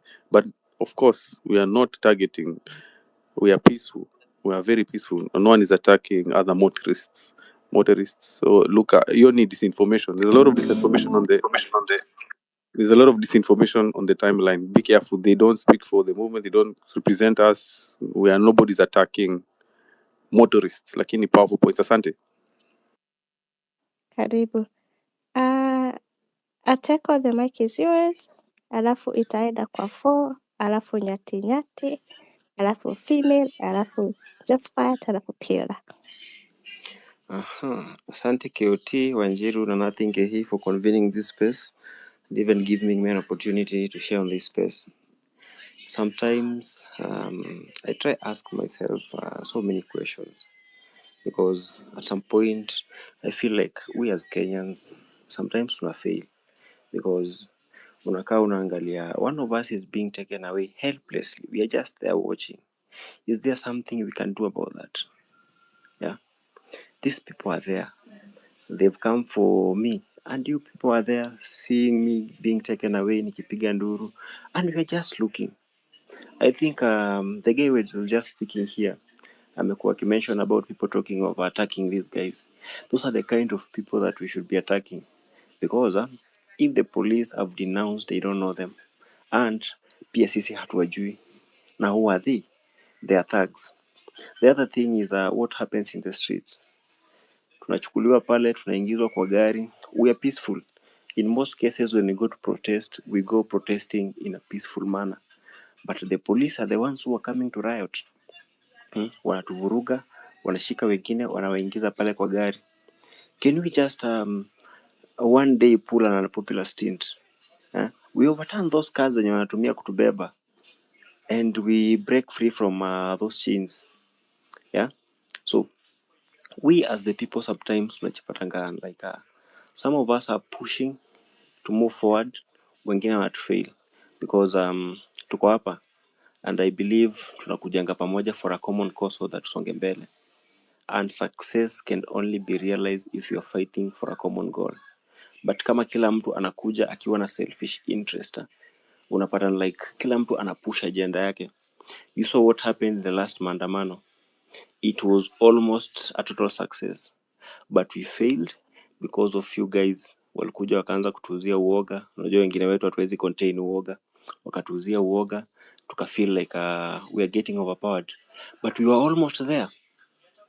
That was that was a subsequent attempt yenye ilikuwa imefikia mahali sasa tumeingia pale ndani, tumeingia parliament, and the next stop was to whisk out Kasongo. Kasongo doesn't care about what happens to us. Why are we so scared of doing what we should do to him? There are several ways we can get Kasongo out of this space and get our way into it. Tunaweza amua, tutaamua tuandamane endlessly mpaka jamaa ashuke na arudi chini. But then pia hiyo inaweza kuwa ni hard. Ikiwa hard, what is the plan B? You can see what is happening. When they want to do their things or rather their convenience, wanafanyanga mambo haraka sana. Walihost Gachagua venye wanataka, but when you say SHA is not working, they cannot work on it promptly. When we say stop abducting people, wanatuambia tufunze watoto adabu. Watoto umewafrustrate. We've gone to school, no jobs, economy imekuwa mbaya, hakuna kitu inaka work out. We are frustrated, and the guys who are frustrating us, we can see them walking around using our money. Actually we are the ones who employed them and they're paying them. Lakini sisi wanatuambiaga tuvumilie, wanasema tufunzwe adabu. Tutafunzwa aje adabu na mtu mwenye hana adabu? Kama hatuheshimu, tunamheshimu kwa nini? So I think KOT and the other guys who tulisema like we are leaderless, but tunajua as much as we are leaderless lazima tukuwe na watu wanatupatia direction. What is the next like action? Ikiwa tunaweza andamana na huyu jamaa asisikie, unajua tuko na some other 2 years hapa mbele tuende kwa election. What is the game plan? We young guys, we need to now think of an alternative. Hii ikishindikana tuseme we push watuletee IBC, tuchukue kura, tujiandikishe ya kutosha, because hii ikishindikana it means the only way we can get this old regime, because this a regime led by lunatics and people who are like sijui nitasema they are just pathetic. Any other kind of pathetic name, hata kuita mjinga ama kumbafu haitoshi. They are just pathetic guys wenye wako pale mbele at the forefront.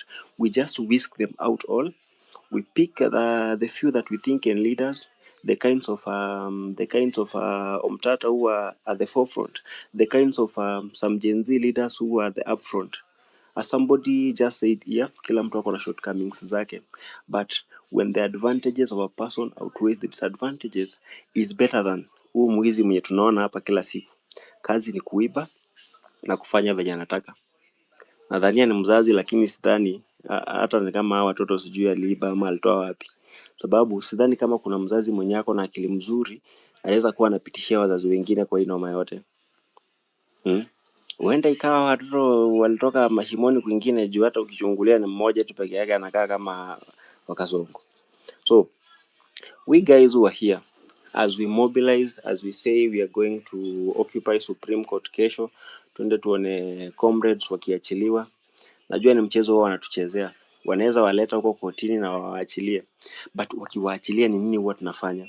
In most cases huwa tuna relent, tunarudi nyuma. Hatujamaliza hiyo tabia ya kuabduct watu na kufanya vitu za upuzi. Wameachilia, tumekuwa excited. Ati tumeachieve goal. Goal yetu tunataka hawa wasee waachiliwe, waache kuteseka. But then wakishaachiliwa, do we want the same thing to continue? We should keep on pressing and pressing.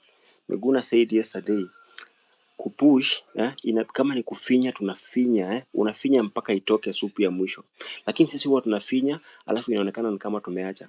Ndio maombwe zingine kama ikina Ichungu wanashindanga huko wakipiga nduru wakisema walijifanya wataweza, they could not sustain, these are cool kids.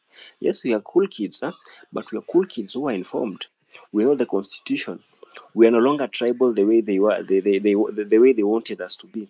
So even if they are going to release these comrades, we need to keep on pushing for this cause.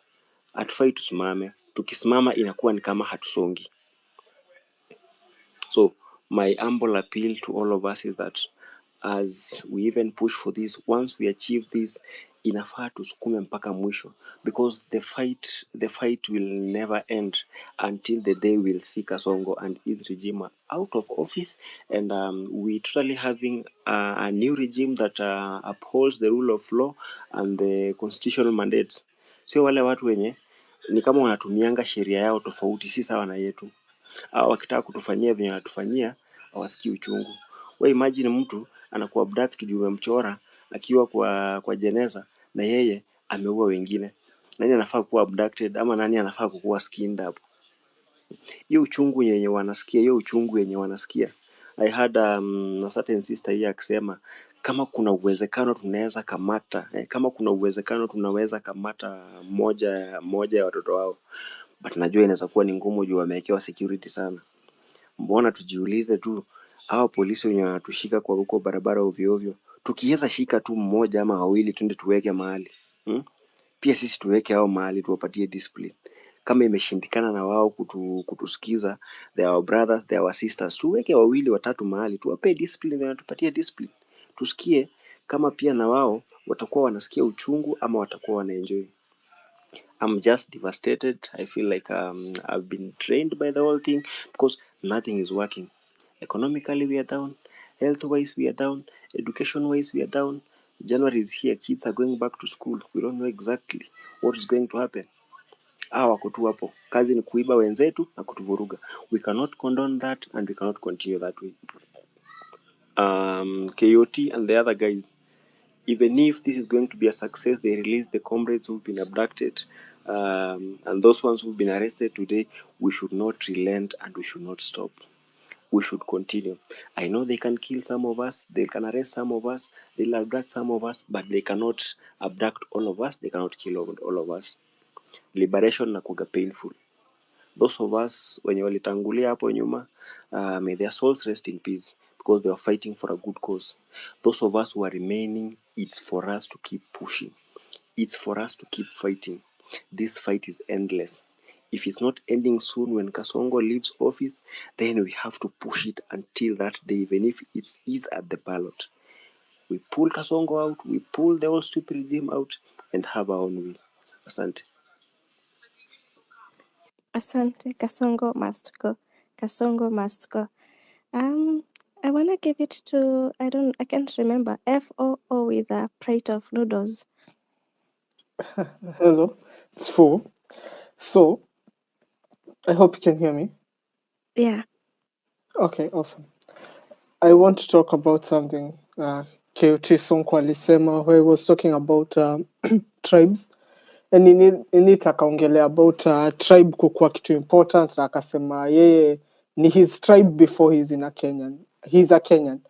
I totally disagree with that actually, because one thing tunafaa to realize, and I think pia Omtatah kuna mahali alikuwa asema hivyo, we must have a situation where we are Kenyans before to call a certain tribe.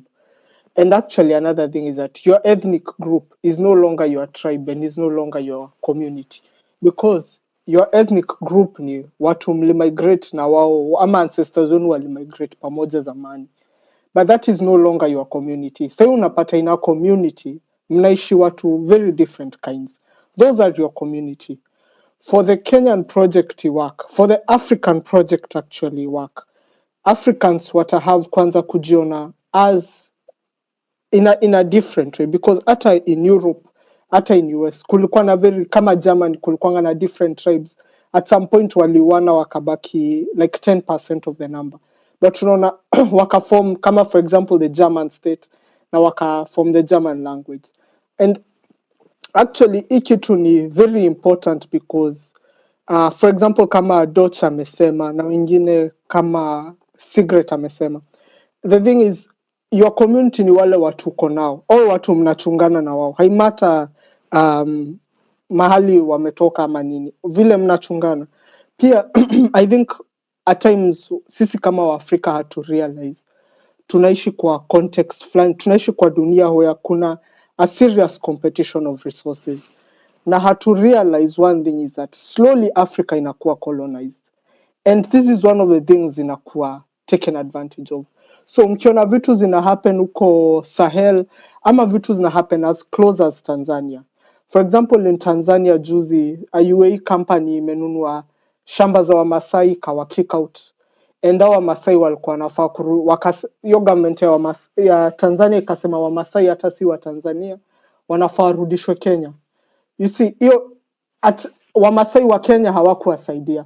You see, because it doesn't matter kama we ni Masai ama ni nini.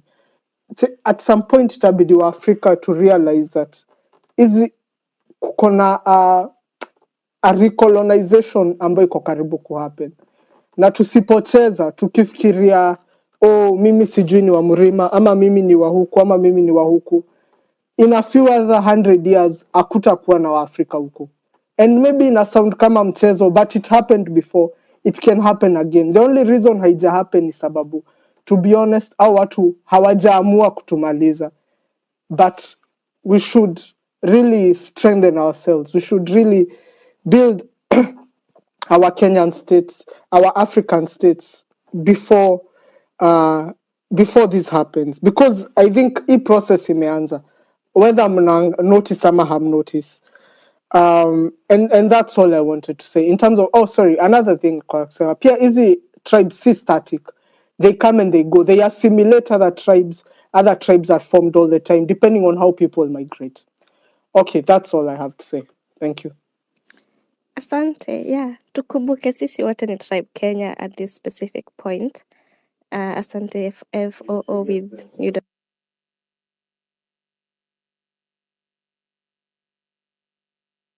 I want to give it to Crispinus Musumba. Amekuwa hapa akidrop akiingia. Okay. Do you get me? Yeah. Unanisikia? Mnanisikia? Tunakusikia. Okay. Unajua nimekaa muda mrefu nikijaribu kuingia, after 30 minutes I think ina shut down. So okay, nitaenda tu kwa the main agenda kwa sababu main agenda ilikuwa after today's protest. Kitu ya kwanza mi mwenyewe nitaji describe kama mtu mwenye last maandamano nilikuwa Kenya, na nilikuwa najaribu every moment kusend there, kujaribu ku make sure every time kwa social media niko active, najaribu hiyo maandamano yani ikuwe ina grow, I think naturally, and that was that. Hiyo ndio kitu ili happen the moment after that. I think the moment nilikuwa nataka kutoka Kenya, wakati naenda airport wali trace, wakakuja wakachukua, wakaninyang'anya simu. Before wakati walininyang'anya simu nilikuwa Eldoret, nikawaachia simu, nikaenda Nairobi. Kufika Nairobi, wakati nienda kwa airport nikasumbuliwa. Yeah, I had to call somebody from their office. That is when wakani release, but okay, ilikuwa story mrefu. Kitu yenye mimi nitasema kuhusiana, kwa sababu huyu mtu ameonekana I value humanity, lazima tu wako na strategies, kwa sababu the moment tunampatia chance ya yeye kukua hii muda mrefu, pia yeye ana plan vile atadili na sisi. Strategy zetu kwanza inafaa hii strategy tusigrow peke yake Twitter, tukumbuke tuko na other social media, tuko na Facebook. Inafaa mkwe na ability ya kuchange mentality watu wako Facebook. Mjaribu make tunaweza make some people wakwe more influential that Facebook pia waanze ku realize that unajua Facebook ndio wametucounter kwa sababu tuko na watu wenye wako easily radicalized kwa sababu vitu wanasoma na picha kidogo wanaekewa aina ya full information. Inakuwa rahisi kuwapatia the clear vision of what is happening. So ni rahisi sana kuani. Na pia Twitter recently imeanza kuchange. So, government imeanza kucounter kutumia Twitter kwa sababu imegundua watu wengi sana wana believe what they see na kitu wanaambiwa, na serikali imetumia threats mingi, imepata vijana wadogo wenye hawana kazi, hawana nini, wanataka pesa kidogo. So the moment wametucounter pia kutumia hizi social media. So kitu yenye tutasema the moment tuna deal na Twitter, tukue na uwezo hata to create a chat yetu yenye inaweza reply any vulgar message to their tweets. Kitu kingine tena, tukue na ile ability, tusikue more tunataka tuwafollow watu, kwa sababu kwa nini tu reply kwa mtu mwenye anataka logarithms yake hiyo message? Unajua anaweza kuwa na post kitu against sisi, lakini the moment tunamtusi logarithm yake ina counter, hata ina pia more kuliko vile yetu inafaa yapie. Alafu nilikuwa naona kuhusiana demonstration. Hii demonstration inafaa tuanze kuipigia hesabu, kwa sababu the moment tunasema twende street, tukienda na ile akili ati wote tutoke asubuhi twende street. Unaweza enda street, yes. Unaweza toka, mkitoka kwa group, inafaa tutoke kwa group tujifaye kama wenye tunaenda shopping town. The moment inafika kitu kama saa 4, wanashangaa kumbe watu wakokuwa wanaenda shopping, wako kwa tuko kazi. Inafaa tuonyeshe tuko site. The moment wana wake up, wakati Ruto atapigiwa simu, vijana leo wamefika, inafaa ajue kama town imeshaharibika. Yeye mwenyewe yani hakuna mtu anaweza counter force yenye iko ndani. Ndio watu wengine wakikuwa nyumbani wanakuja, at least wanaona pressure yenye iko already kwa ground, something is happening there. Alafu nilikuwa naona kuna comment nilisikia mtu akisema tunaweza chukua kisu uende udunge gari ya askari. Hiyo ni one of the suicidal mission.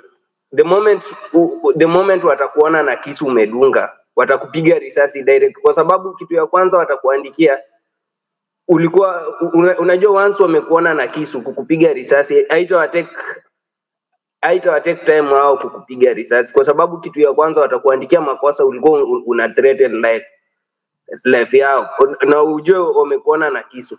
So kama ni kutaka kudunga hizo gari zao tire, tunaweza mtu wa welding anaunda zile vitu spikes, mnazitawanyisha mingi kwa njia.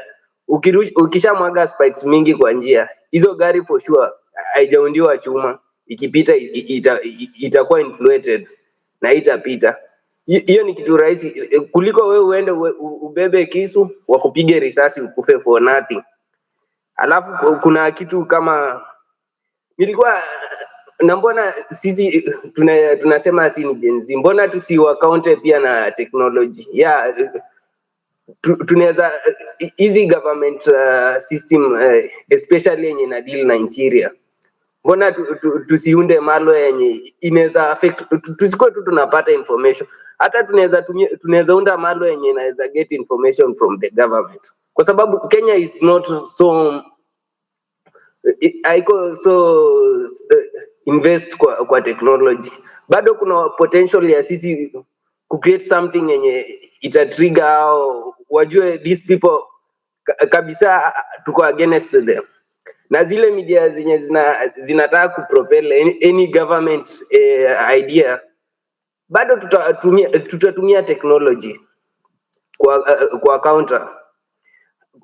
Kuna hii kitu yenye about, unajua the more huyu Ruto the moment tunaendelea kufanya demonstrations zenye make sense zenye work, Ruto anapata ability kubwa sana ya kutucounter sisi. Unajua anatucounter kupitia ile potential tunamsharpen yeye kukuwa the more dictator. The more tutashindwa kumtoa kupitia maandamano, ni the moment atakuwa dictator. Na unyama yenye atatufanyia, hata watu wa opposition watashindwa kuendelea kusema Ruto wako na Ruto, kwa sababu pia watakuwa wametengwa. Mkumbuke ODM and other culprits wenye wamejoin serikali, ukumbuke wako there for a while. Ruto ameshawaweka tu ni mind game, ameshawapatia opportunity kidogo yao kukua hapo kuenjoy. Anajua later wakitaka kumtoa kwa hiyo kiti, atakuwa anasema sio alikuwa na mimi, hao ndio walisabotage serikali yangu, sio alikuwa na mimi. Sasa atatumia hiyo mbinu kusema si yeye ndiye alikuwa na makosa, atakuwa anatumia hiyo mbinu. Na unajua hiyo mbinu iko very effective ikienda kwa wale watu locals, wale watu wana media, watakuwa anasema yenyewe Ruto anasema ukweli. Unajua tangu ODM wakuje, Ruto hajafanya kazi, amekuwa akienda tu Kisumu. So pia tuangalie hawa watu wa opposition wakuwe very keen. Na mimi naweza sema kwa sababu natoka Western, hii vitu ya watu kuuziwa vitu ati the moment una post kitu unasikia. Sasa hii mimi nimeona make sure wanataka kufanyia Wakikuyu the most biggest apartheid, wanataka kwa segregate kwa system. Kila kitu yenye inafanyika wanasema unajua mtu anauawa si wenyu, ni Mkikuyu. Huyo Mkikuyu si binadamu, kwa sababu nyinyi hamtaka kusikia uchungu, wanataka kwa separate kwa sababu ya jina yeye ni Mkikuyu. Hawa watu wanasherekea huko ni Wajaluo. The moment tutakuwa divided kwa sababu ya tribe line, itakuwa ngumu sana kupiga hawa watu vita, kwa sababu hiyo ndio opportunity yenye Raila amepata muda mrefu kukua kwa power. Hiyo ndio opportunity Ruto amepata muda mrefu kwa yeye kutokea 1992 yeye kukua kwa hiyo power. Ametumia hiyo tactics ya tribal lines. Ukumbuke hata 2007 Ruto ametumia hiyo nafasi kusema yes, anasema kabila yangu mnijoin, hao watu inafaa tuwatoe, hao watu inafaa the moment tunakuwa separated, itakuwa ngumu sana ya sisi kufanya kitu yenye iko constructive kutoa watu. Kitu yenye mimi nasema the moment tunarudi kwa streets, tuangalie our influential partners, especially social media. Kuna watu watatujoin, hatuwezi kataa, kuna watu watatujoin, kwa sababu pia wakati wa koloni kuna watu wengine walicollaborate na wazungu. Tunajua mwisho wao wengine walibenefit, kama Kenyatta family na watu wengine walibenefit, lakini tunataka tuonyeshe it is the end of benefiting from colonial power. Hawa watu wote wenye unaona wenye wanasema jamii yetu, they are benefiting from these things. Mzungu mtu mwenye hakupigania Kenya, Dedan Kimathi aliuawa, hawa watu wengine wote wenye waliuawa. Lakini ilikuwaje Kenyatta mzungu anabombeleza Jomo Kenyatta, anamtoa mtu amenona vizuri, anamrudisha, anamweka kwa kiti? Ni kwa sababu alikuwa wana make sure watu divide according to tribal line, ndio walete mtu mwenye wanajua ameshamnacha kitu atafanya. Ndio maana tumeachiwa hii system ya kuishi na uoga. Sasa the moment like say nataka tuwa kwa zile strategies zenye zinaweza work, tusiwork with yes Omtatah is doing good, mimi naweza sema tu yako poa, lakini ukumbuke yeye ako na hold tactics. Yeye tunasema ukitaka kupata blessing lazima utumie wazee, lakini the moment tunatumia tactics yake pia sisi tujaribu, kwa sababu dunia imechange na Ruto anatucounter na bit ya technology kwa sababu ya NIS na nini. Na ukumbuke NIS hawana uwezo mkubwa sana kwa hii serikali. NIS most of the people wenye wanatoka NIS, they are some of them they were my friends, wengine walienda Haiti. Lakini kitu yenye Ruto watu, hakuna mtu anapenda Ruto, ni watu wako kazi. Ingekuwa si kazi, Ruto sahii tungekuwa tumemtoa. Hakuna mtu anapenda Ruto for sure, lakini wacha watu wafanye kazi yenye wampatiwa, lakini kutuua, hiyo ndio kitu yenye kila mtu tunasikia uchungu.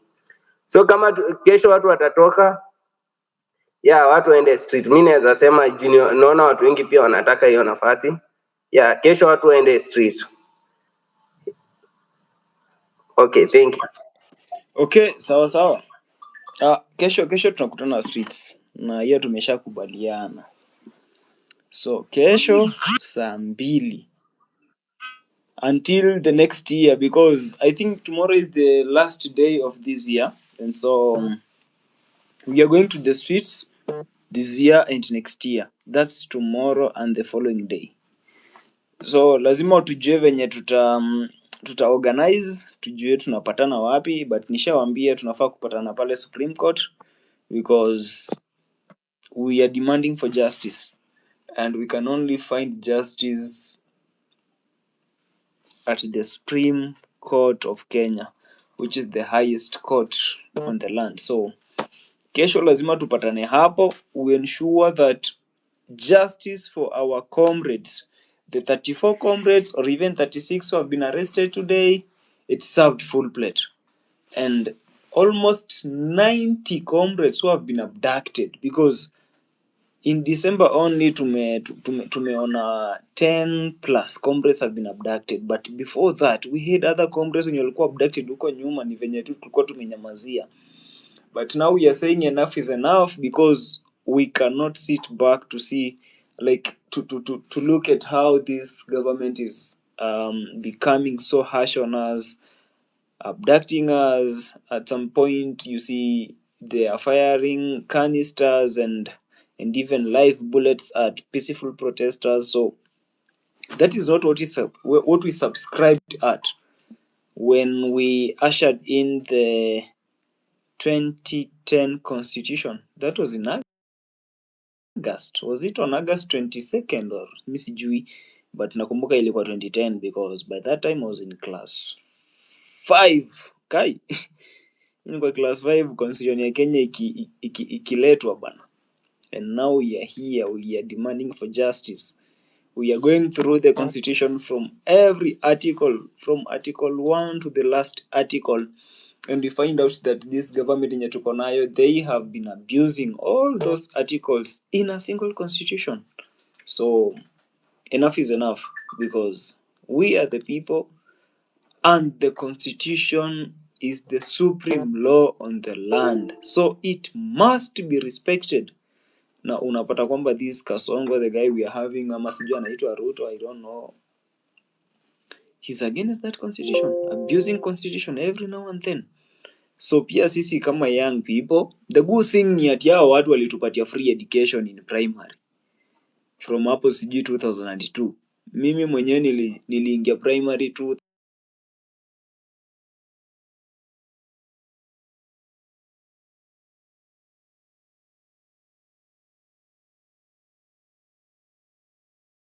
2006 nikiwa class 1, and these guys gave us free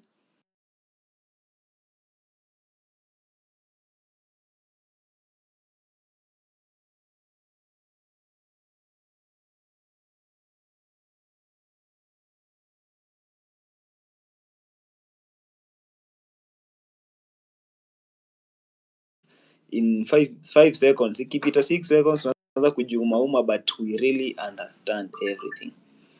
So tomorrow we are going out there to exercise our rights as enshrined in our constitution under Article 37, 35, 34, 32, 33 and Article 1 of the Kenyan Constitution, to demand that our comrades are free and we want justice.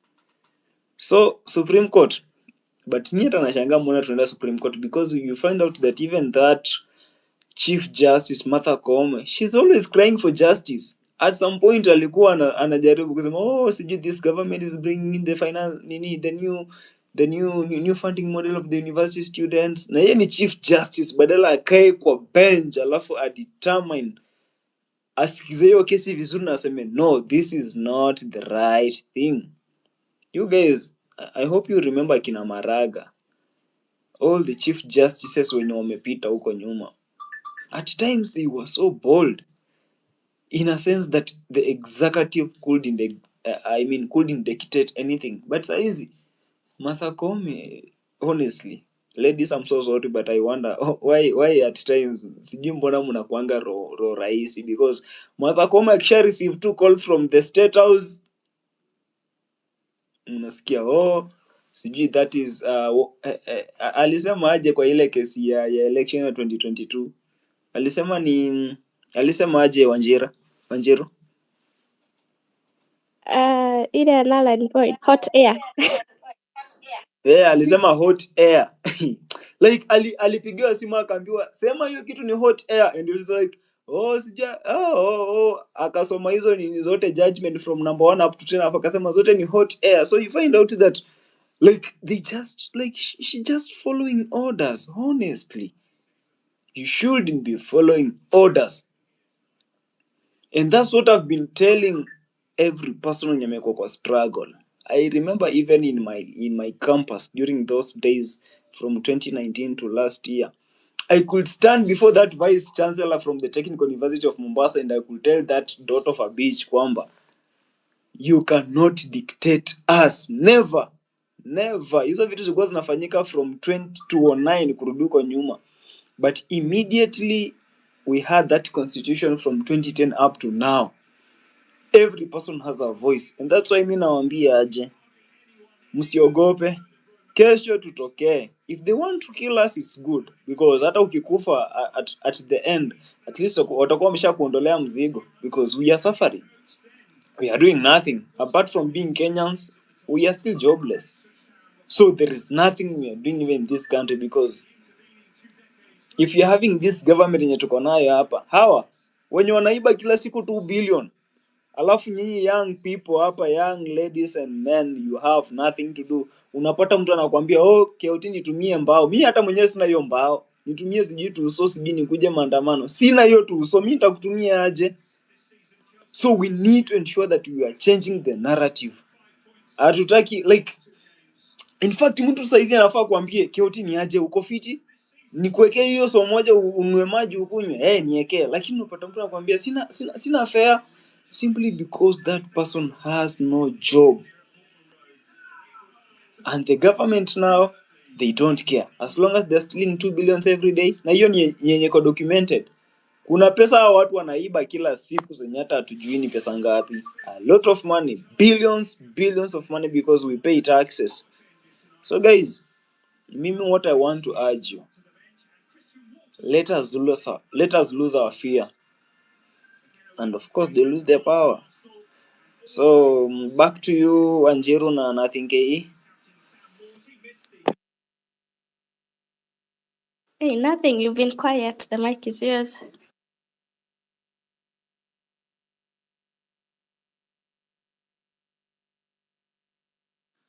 Well, as we wait for nothing, I want to give the mic to Nyati. Amekuwa hapa for a minute. Alafu itaenda kwa female. Alafu Junior Crave na Taria. Nyati. Hey, Wanjiru, and everyone else. Can you hear me? Oh, yeah. Nothing is speaking, Oh. but nothing. Adjust your mic kiasi. You can speak after Nyati. Adjust mic yako, tunasikia scratches. Nyati, go on. Wanjiru, thank you so much again. I was saying this space, mazee, nyinyi wazalendo sana. I have a lot of respect for you. Mimi sijakuwa ndani ya hii maandamano, and I've not been on any maandamano myself, and nimekuwa nikisupport movement in my own way. So KOT mazee, respect brother. Nimekucheki mazee, nimechekile nguvu, all the energy you're putting into it. I've been watching you man for a while, and I can say brother, everything you're doing will pay. Everything you're doing will pay. And all these kids who are dying, all the struggles that you guys are going through, everything will pay. Hiyo tu ni encouragement yangu.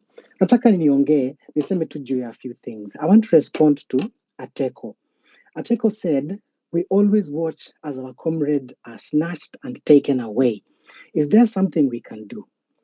And me, I'd like to respond to that and say, yes, there's something that we can do. There's a way in which we can pause as non-violent, but still defend and protect ourselves violently, which we are legally and physically capable of doing. You know, we can actually physically and legally defend ourselves. And in the process of defending ourselves, it is upon us to measure and say how much defense. And I think Okiya will probably, some lawyers here probably support me on this. I really hope. I'm not a lawyer myself. Lakini, you can defend yourself up to the threshold upon which you are being attacked. So these guys are shooting you guys. The threshold is death. They're shooting you guys. So me, I'm very bloodthirsty as a person. Me, the history of my family, we've lost some people due to some government bullshit, and I can tell you, I come from a very bad place, and I think that's where we have our connection. Hapo ndipo penye Ukenya wangu inatoka. I'd like to respond to a take and I say, what can we do? KOT and everyone who's in here, I would like us to organize and be able to fund a support system tukienda out maandamano. Number one, wase, can we establish a base of our operations? Tuseme Uhuru Park ndio base ya operations yetu. Wase wengi wamekaa Uhuru Park, hapo ndio penye watu wanatokea pale wakifilter wakiingia tao. Ndio kitu kihappen, kuna wase Uhuru Park ambao wanaweza kusaidia. Pengine kuna madokte mahali, pengine kuna waseni manases, pengine kuna msee anajua first aid hivi na vile, au wase wako kwa hii base yetu wapi? Uhuru Park mahali. Ndio kitu kihappen, kuna vile msee anaweza kusaidiwa. That's my first point, responding to Ateko. And in the same regard, I'd like to say, hii ni kitu very important for KOT, for the guys who are actually leading us, the Okiya Omtatahs, all the guys who are leading this movement.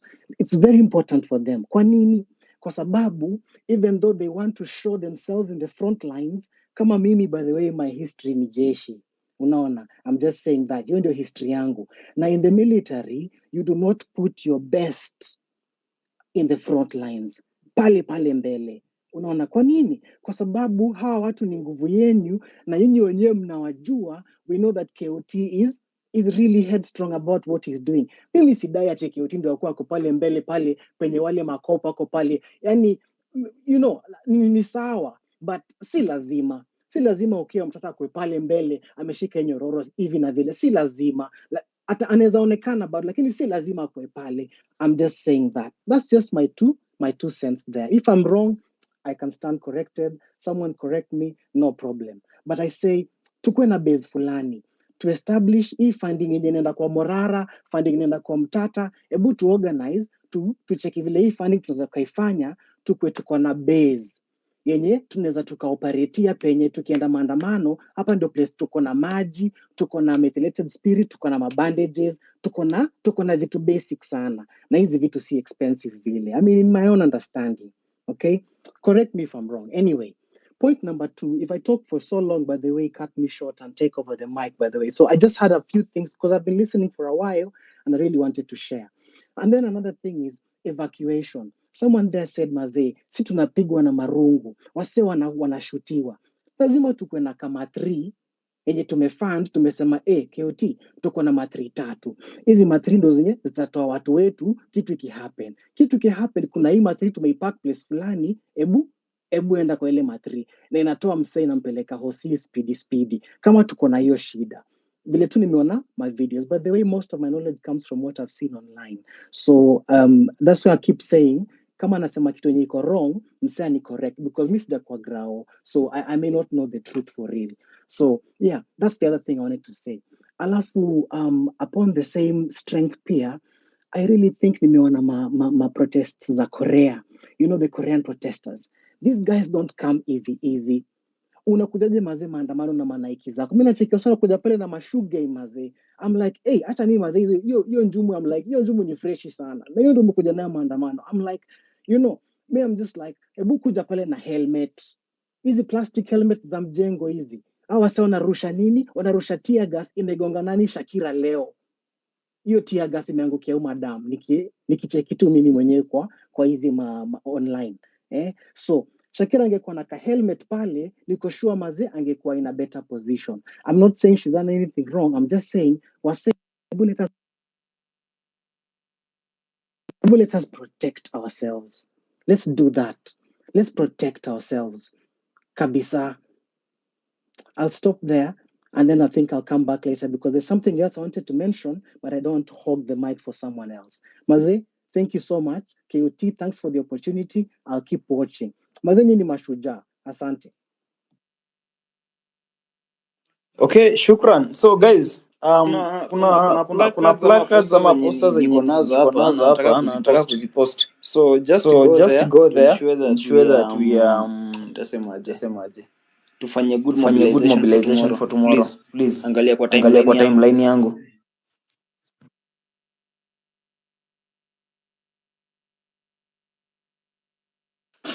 We can have nothing, KE.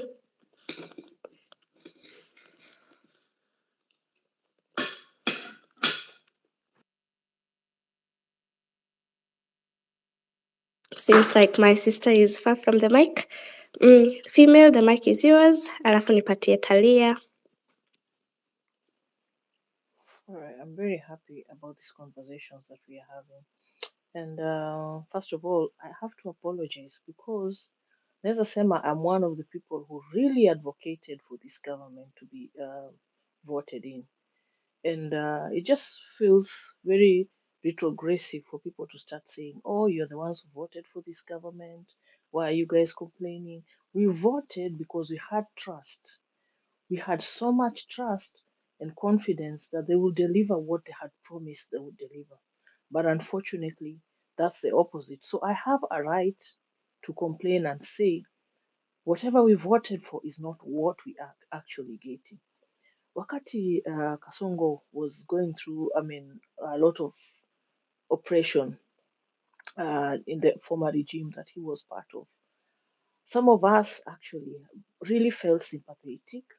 And he was going around, and you could see even in his interviews, he was coming out very eloquent in his talks.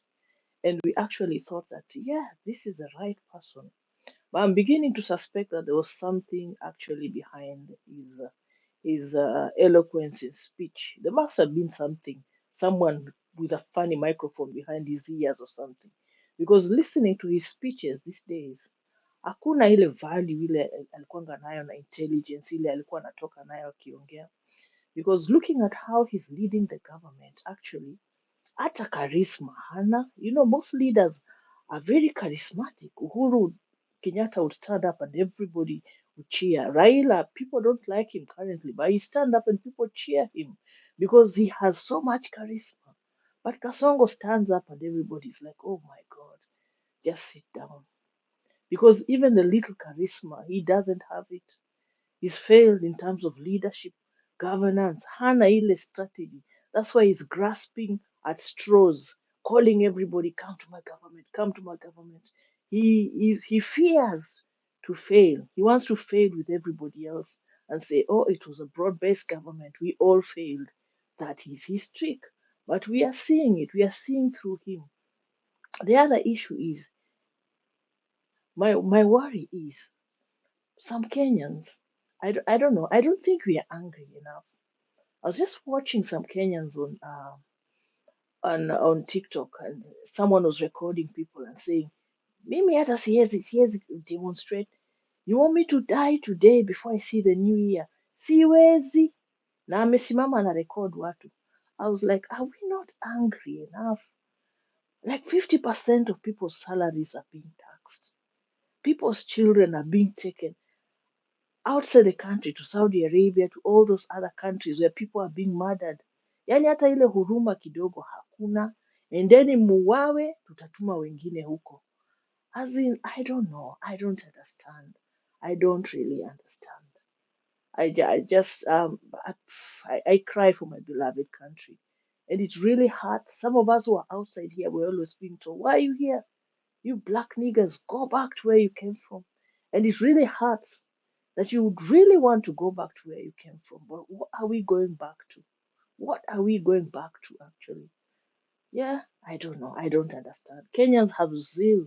Kenyans can build up the country. Kenyans have the strength. Kenyans are known outside here. Everybody says, are you Kenyan? You're Kenyan. Hardworking people. We are hardworking people. But why are we not making strides in terms of building our nation? I don't know. Kwa hayo machache, I just wish you guys well. Take care tomorrow and be safe. And I hope we'll come back victorious. Na mwende na Mungu. Asante sana female. Yeah, hata mi nashindwa saa zingine kwani watu hawajajam. Mnafahamu kwe mna hasira. Kwanza hawa kusema lazima nione niyo ear. Hawoni hata wacha niache kucomplain juu ya wase. Wa KOT, nothing ana request tuangalie DM yako. Watu wananiambia hebu ambia KOT angalie DM, so KOT requestiwa uangalie your DMs and yeah. I want to give it to Talia. The mic is yours. Thank you sana Wanjiru and Mr. Mabonga for this good space. Now, imefika point I'm even taking notes. I'm even writing things. Imagine, imebidi nifike hapo. Anyways, I have a few things I want to talk about. I've just been following and listening. And first of all, nimekuwa nauliza, is it possible that even if you're not taking part physically, at least in any response to a governmental person or whoever it is, you are responding with a pictorial of saying free Tibet, free whoever. You are responding with a pictorial of saying must go or something that just shows or is an evidence of, occupying the internet in a way of speaking our message. Number two, is it okay if we start tagging these people and calling them out? And also we start tagging even the international bodies. For example, we can be tagging AU in every abduction that happens, AUC, so that they tell us, are they really sure that this is the candidates they want to take in and their country is in crisis? Because I believe it is very lunatic when this person can stand for a chairmanship and abductions are happening like a basic need in their country. That is madness. Let me begin there. Also, nilikuwa nasema watu wanajua town vizuri, and again as KOT says, our strength is in our numbers. If we can know the exits is a town, a way that no car goes in, no car comes out, and then we deal with the inside na kukuwe na the other mass that is holding at the exit. Tujue exits ni sisi tuko nazo. When anything or it's time to live, we shall live together. Jua watu yani ni kama mko in a mission, people are covering for your exit. Ni kama kufanya undercover, mkuwe na assure exit ziko sawa because you have a team there. Another thing, I feel like huyu mtu alisema mambo ya cylinders na mambo ya kuweka kitu tiagas ikikuja instead ilipuke mnaeka hapo. Yes, I think it should work. Tufunike hizo vitu. Also, I feel like we are lacking awareness, not us. Juu kama kwa hii space I believe we are mature people, na kama uko kwa government I normally say you are a loose end and your fate is death. That is why you will take information to them, you will see their faces, you will give names, and then they know you are a loose end yourself. So when they start killing, they start with you because you can release sensitive information. Now, places like TikTok, places like Facebook, is it possible tupate pia squad inaendanga huku ku create awareness? Because let me say, for example, for me, it was not serious until someone I know has their cousin abducted. Yeah, I won't give the details, but it was not so serious for me until a close person of mine told me now their cousin ndiye amebebwa. So trust me, even for you, it is not serious until someone you know is abducted. That person can even be you. Sasa ikuwe ni sisi, we know you from space. We are not that safe, you people. Na mi nikiulizwa, kuna mtu amesema about violence. Okay, saa zingine kuna msemo inasemanga amani haiji ila kwa ncha ya upanga. If you have to fight for your life na unaona huyu mtu amekuja kuabduct your friend, yourself, and you have something to defend yourself. Kwanza kama amekuja in plain clothes, hajakuja na uniform, you feel free to do what you're doing. You will say it was self defense, because haiwezi kuwa ati tuko hapa ati tuna take videos every time when you're being abducted. You just cause attention and then people abduct you, we take videos. Those videos are not even helping. Mwenye aliabductiwa South B, they took videos, the CCTV also took footage, but what can we do? We don't know who these people are. So if you see your friend being abducted, I think you have the right to protect them. Stab if you have to stab, pierce if you have to pierce, do whatever, prick if you have to prick. Do what you can. Don't let your brother be taken, because the same way you stand for them, they will stand for you. Something as small as a talk, you don't even have to post. Even talking can make you get abducted. Something as small as opposing or maybe giving your opinion is making you get abducted. That it is that serious. And for me, I feel like we should not only be based by the abductions that have happened in December only. Let's be real, let's be honest. Even in the Githurai massacre, up to date, we have missing bodies. We have missing bodies. We have missing people. It's okay, uliulia mzazi mtoto, but at least please give them back the body. Let them at least bury mzazi ajuange hii ni kaburi ya mtoto wangu. Because there's nothing, if I can think of a mother instinct, there's nothing more painful than not knowing the whereabouts of your child. Those who are mothers in this can prove me wrong, can tell me I stand to be corrected if it's wrong. Because heri uonange kaburi ujue my daughter is dead, my son is dead, than having them missing. You don't know where to start. I'm keeping myself in the shoe of people who left Ushago, amekuja Nairobi kutafuta living, and they decided to live in the Githurai place.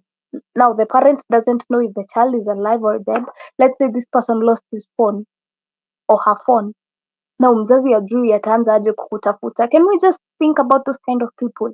So it's not only about the recent abduction. It started a bit back than where it should have.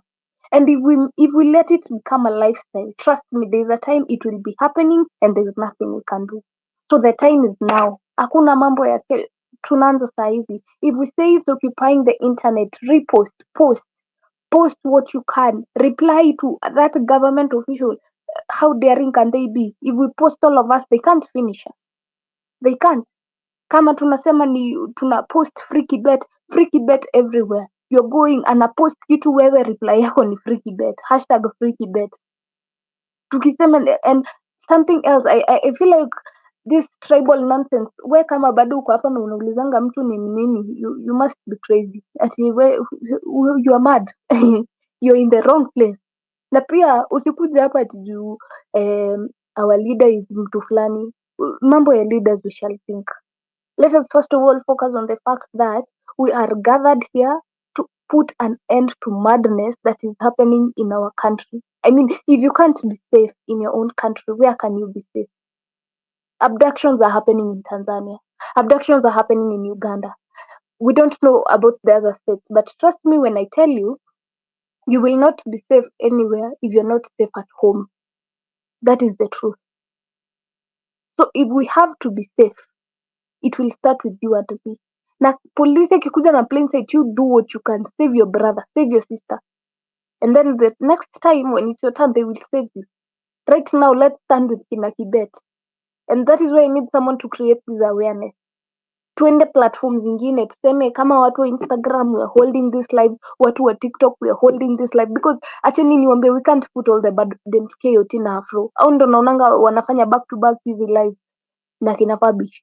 We can't leave it to them only. We need people who can participate in other platforms. Wewe ujue wewe uko na vocals upande wa TikTok, go there, tell them, educate them. It's not that hard. Na ujue pia ukitaka squad unakuja unasema sasa mimi I am willing to start kwa TikTok. Hapa hautakosa watu. People who on wifi wataenda huko pia wao wakwambie anza live, let us come, we shall share. Hatuwezi kosa. Kuna wengine pia they are willing to turn up but hawajui watu. So unapata mtu ako na kale kauoga ka I can't go alone. KOT is right, our strength is in numbers. So when you go and speak out to yourself hapo kwa TikTok, kuna mtu mwingine utapea that mind of, so I can also turn up to this whole squad is turning up tomorrow. That is what I'm saying. Otherwise, viva, viva, viva, we are together. Supreme, we go. Kasongo, we are coming for you. Thank you.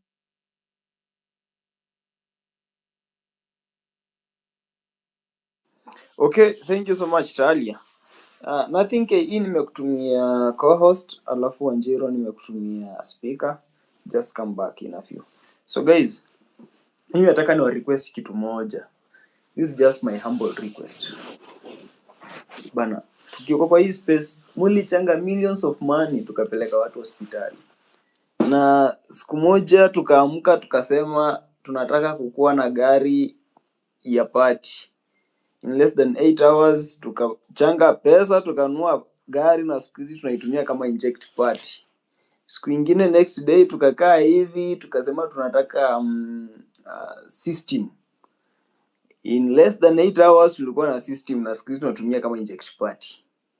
Sasa hizi, because yesterday I really tried, niliingia inbox za watu nikasema bana tupata aje placards. Hizo placards mliona leo ni comrades walizitoa, and we printed almost I printed actually, acha niseme hivyo because mimi ndio nienda kuziprint, but it's you guys who contributed a few coins here and there. Tukatoa almost 200. So tomorrow we don't have anything, we have nothing. Those you're nothing KE, but we totally have nothing. So me, my request and my plea is, please, can we contribute a few coins and print some placard? Because I have the designers on standby na wamekuwa wanazifanya, hata sasa hizo wamenitolea 3 hapo za kufanya mobilization. And I'm open to any accountability because I only have single number yenye nawapeanga. Kama mnataka kutuma 10 bob mtatuma hapo. I can always go to M-Pesa shop to produce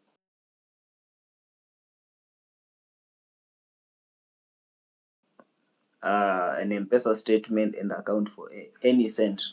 As long as hautumi kwa namba leo, you saw that those placards nilifanya hata watu wakatokea because walikuwa wamekaa tu. So that is my humble plea. Please, can we see how we are going to get at least 100 or even 200 placards? That's my humble request. I think KE Rob neza tusalimia. I can see Wanjiru is still here.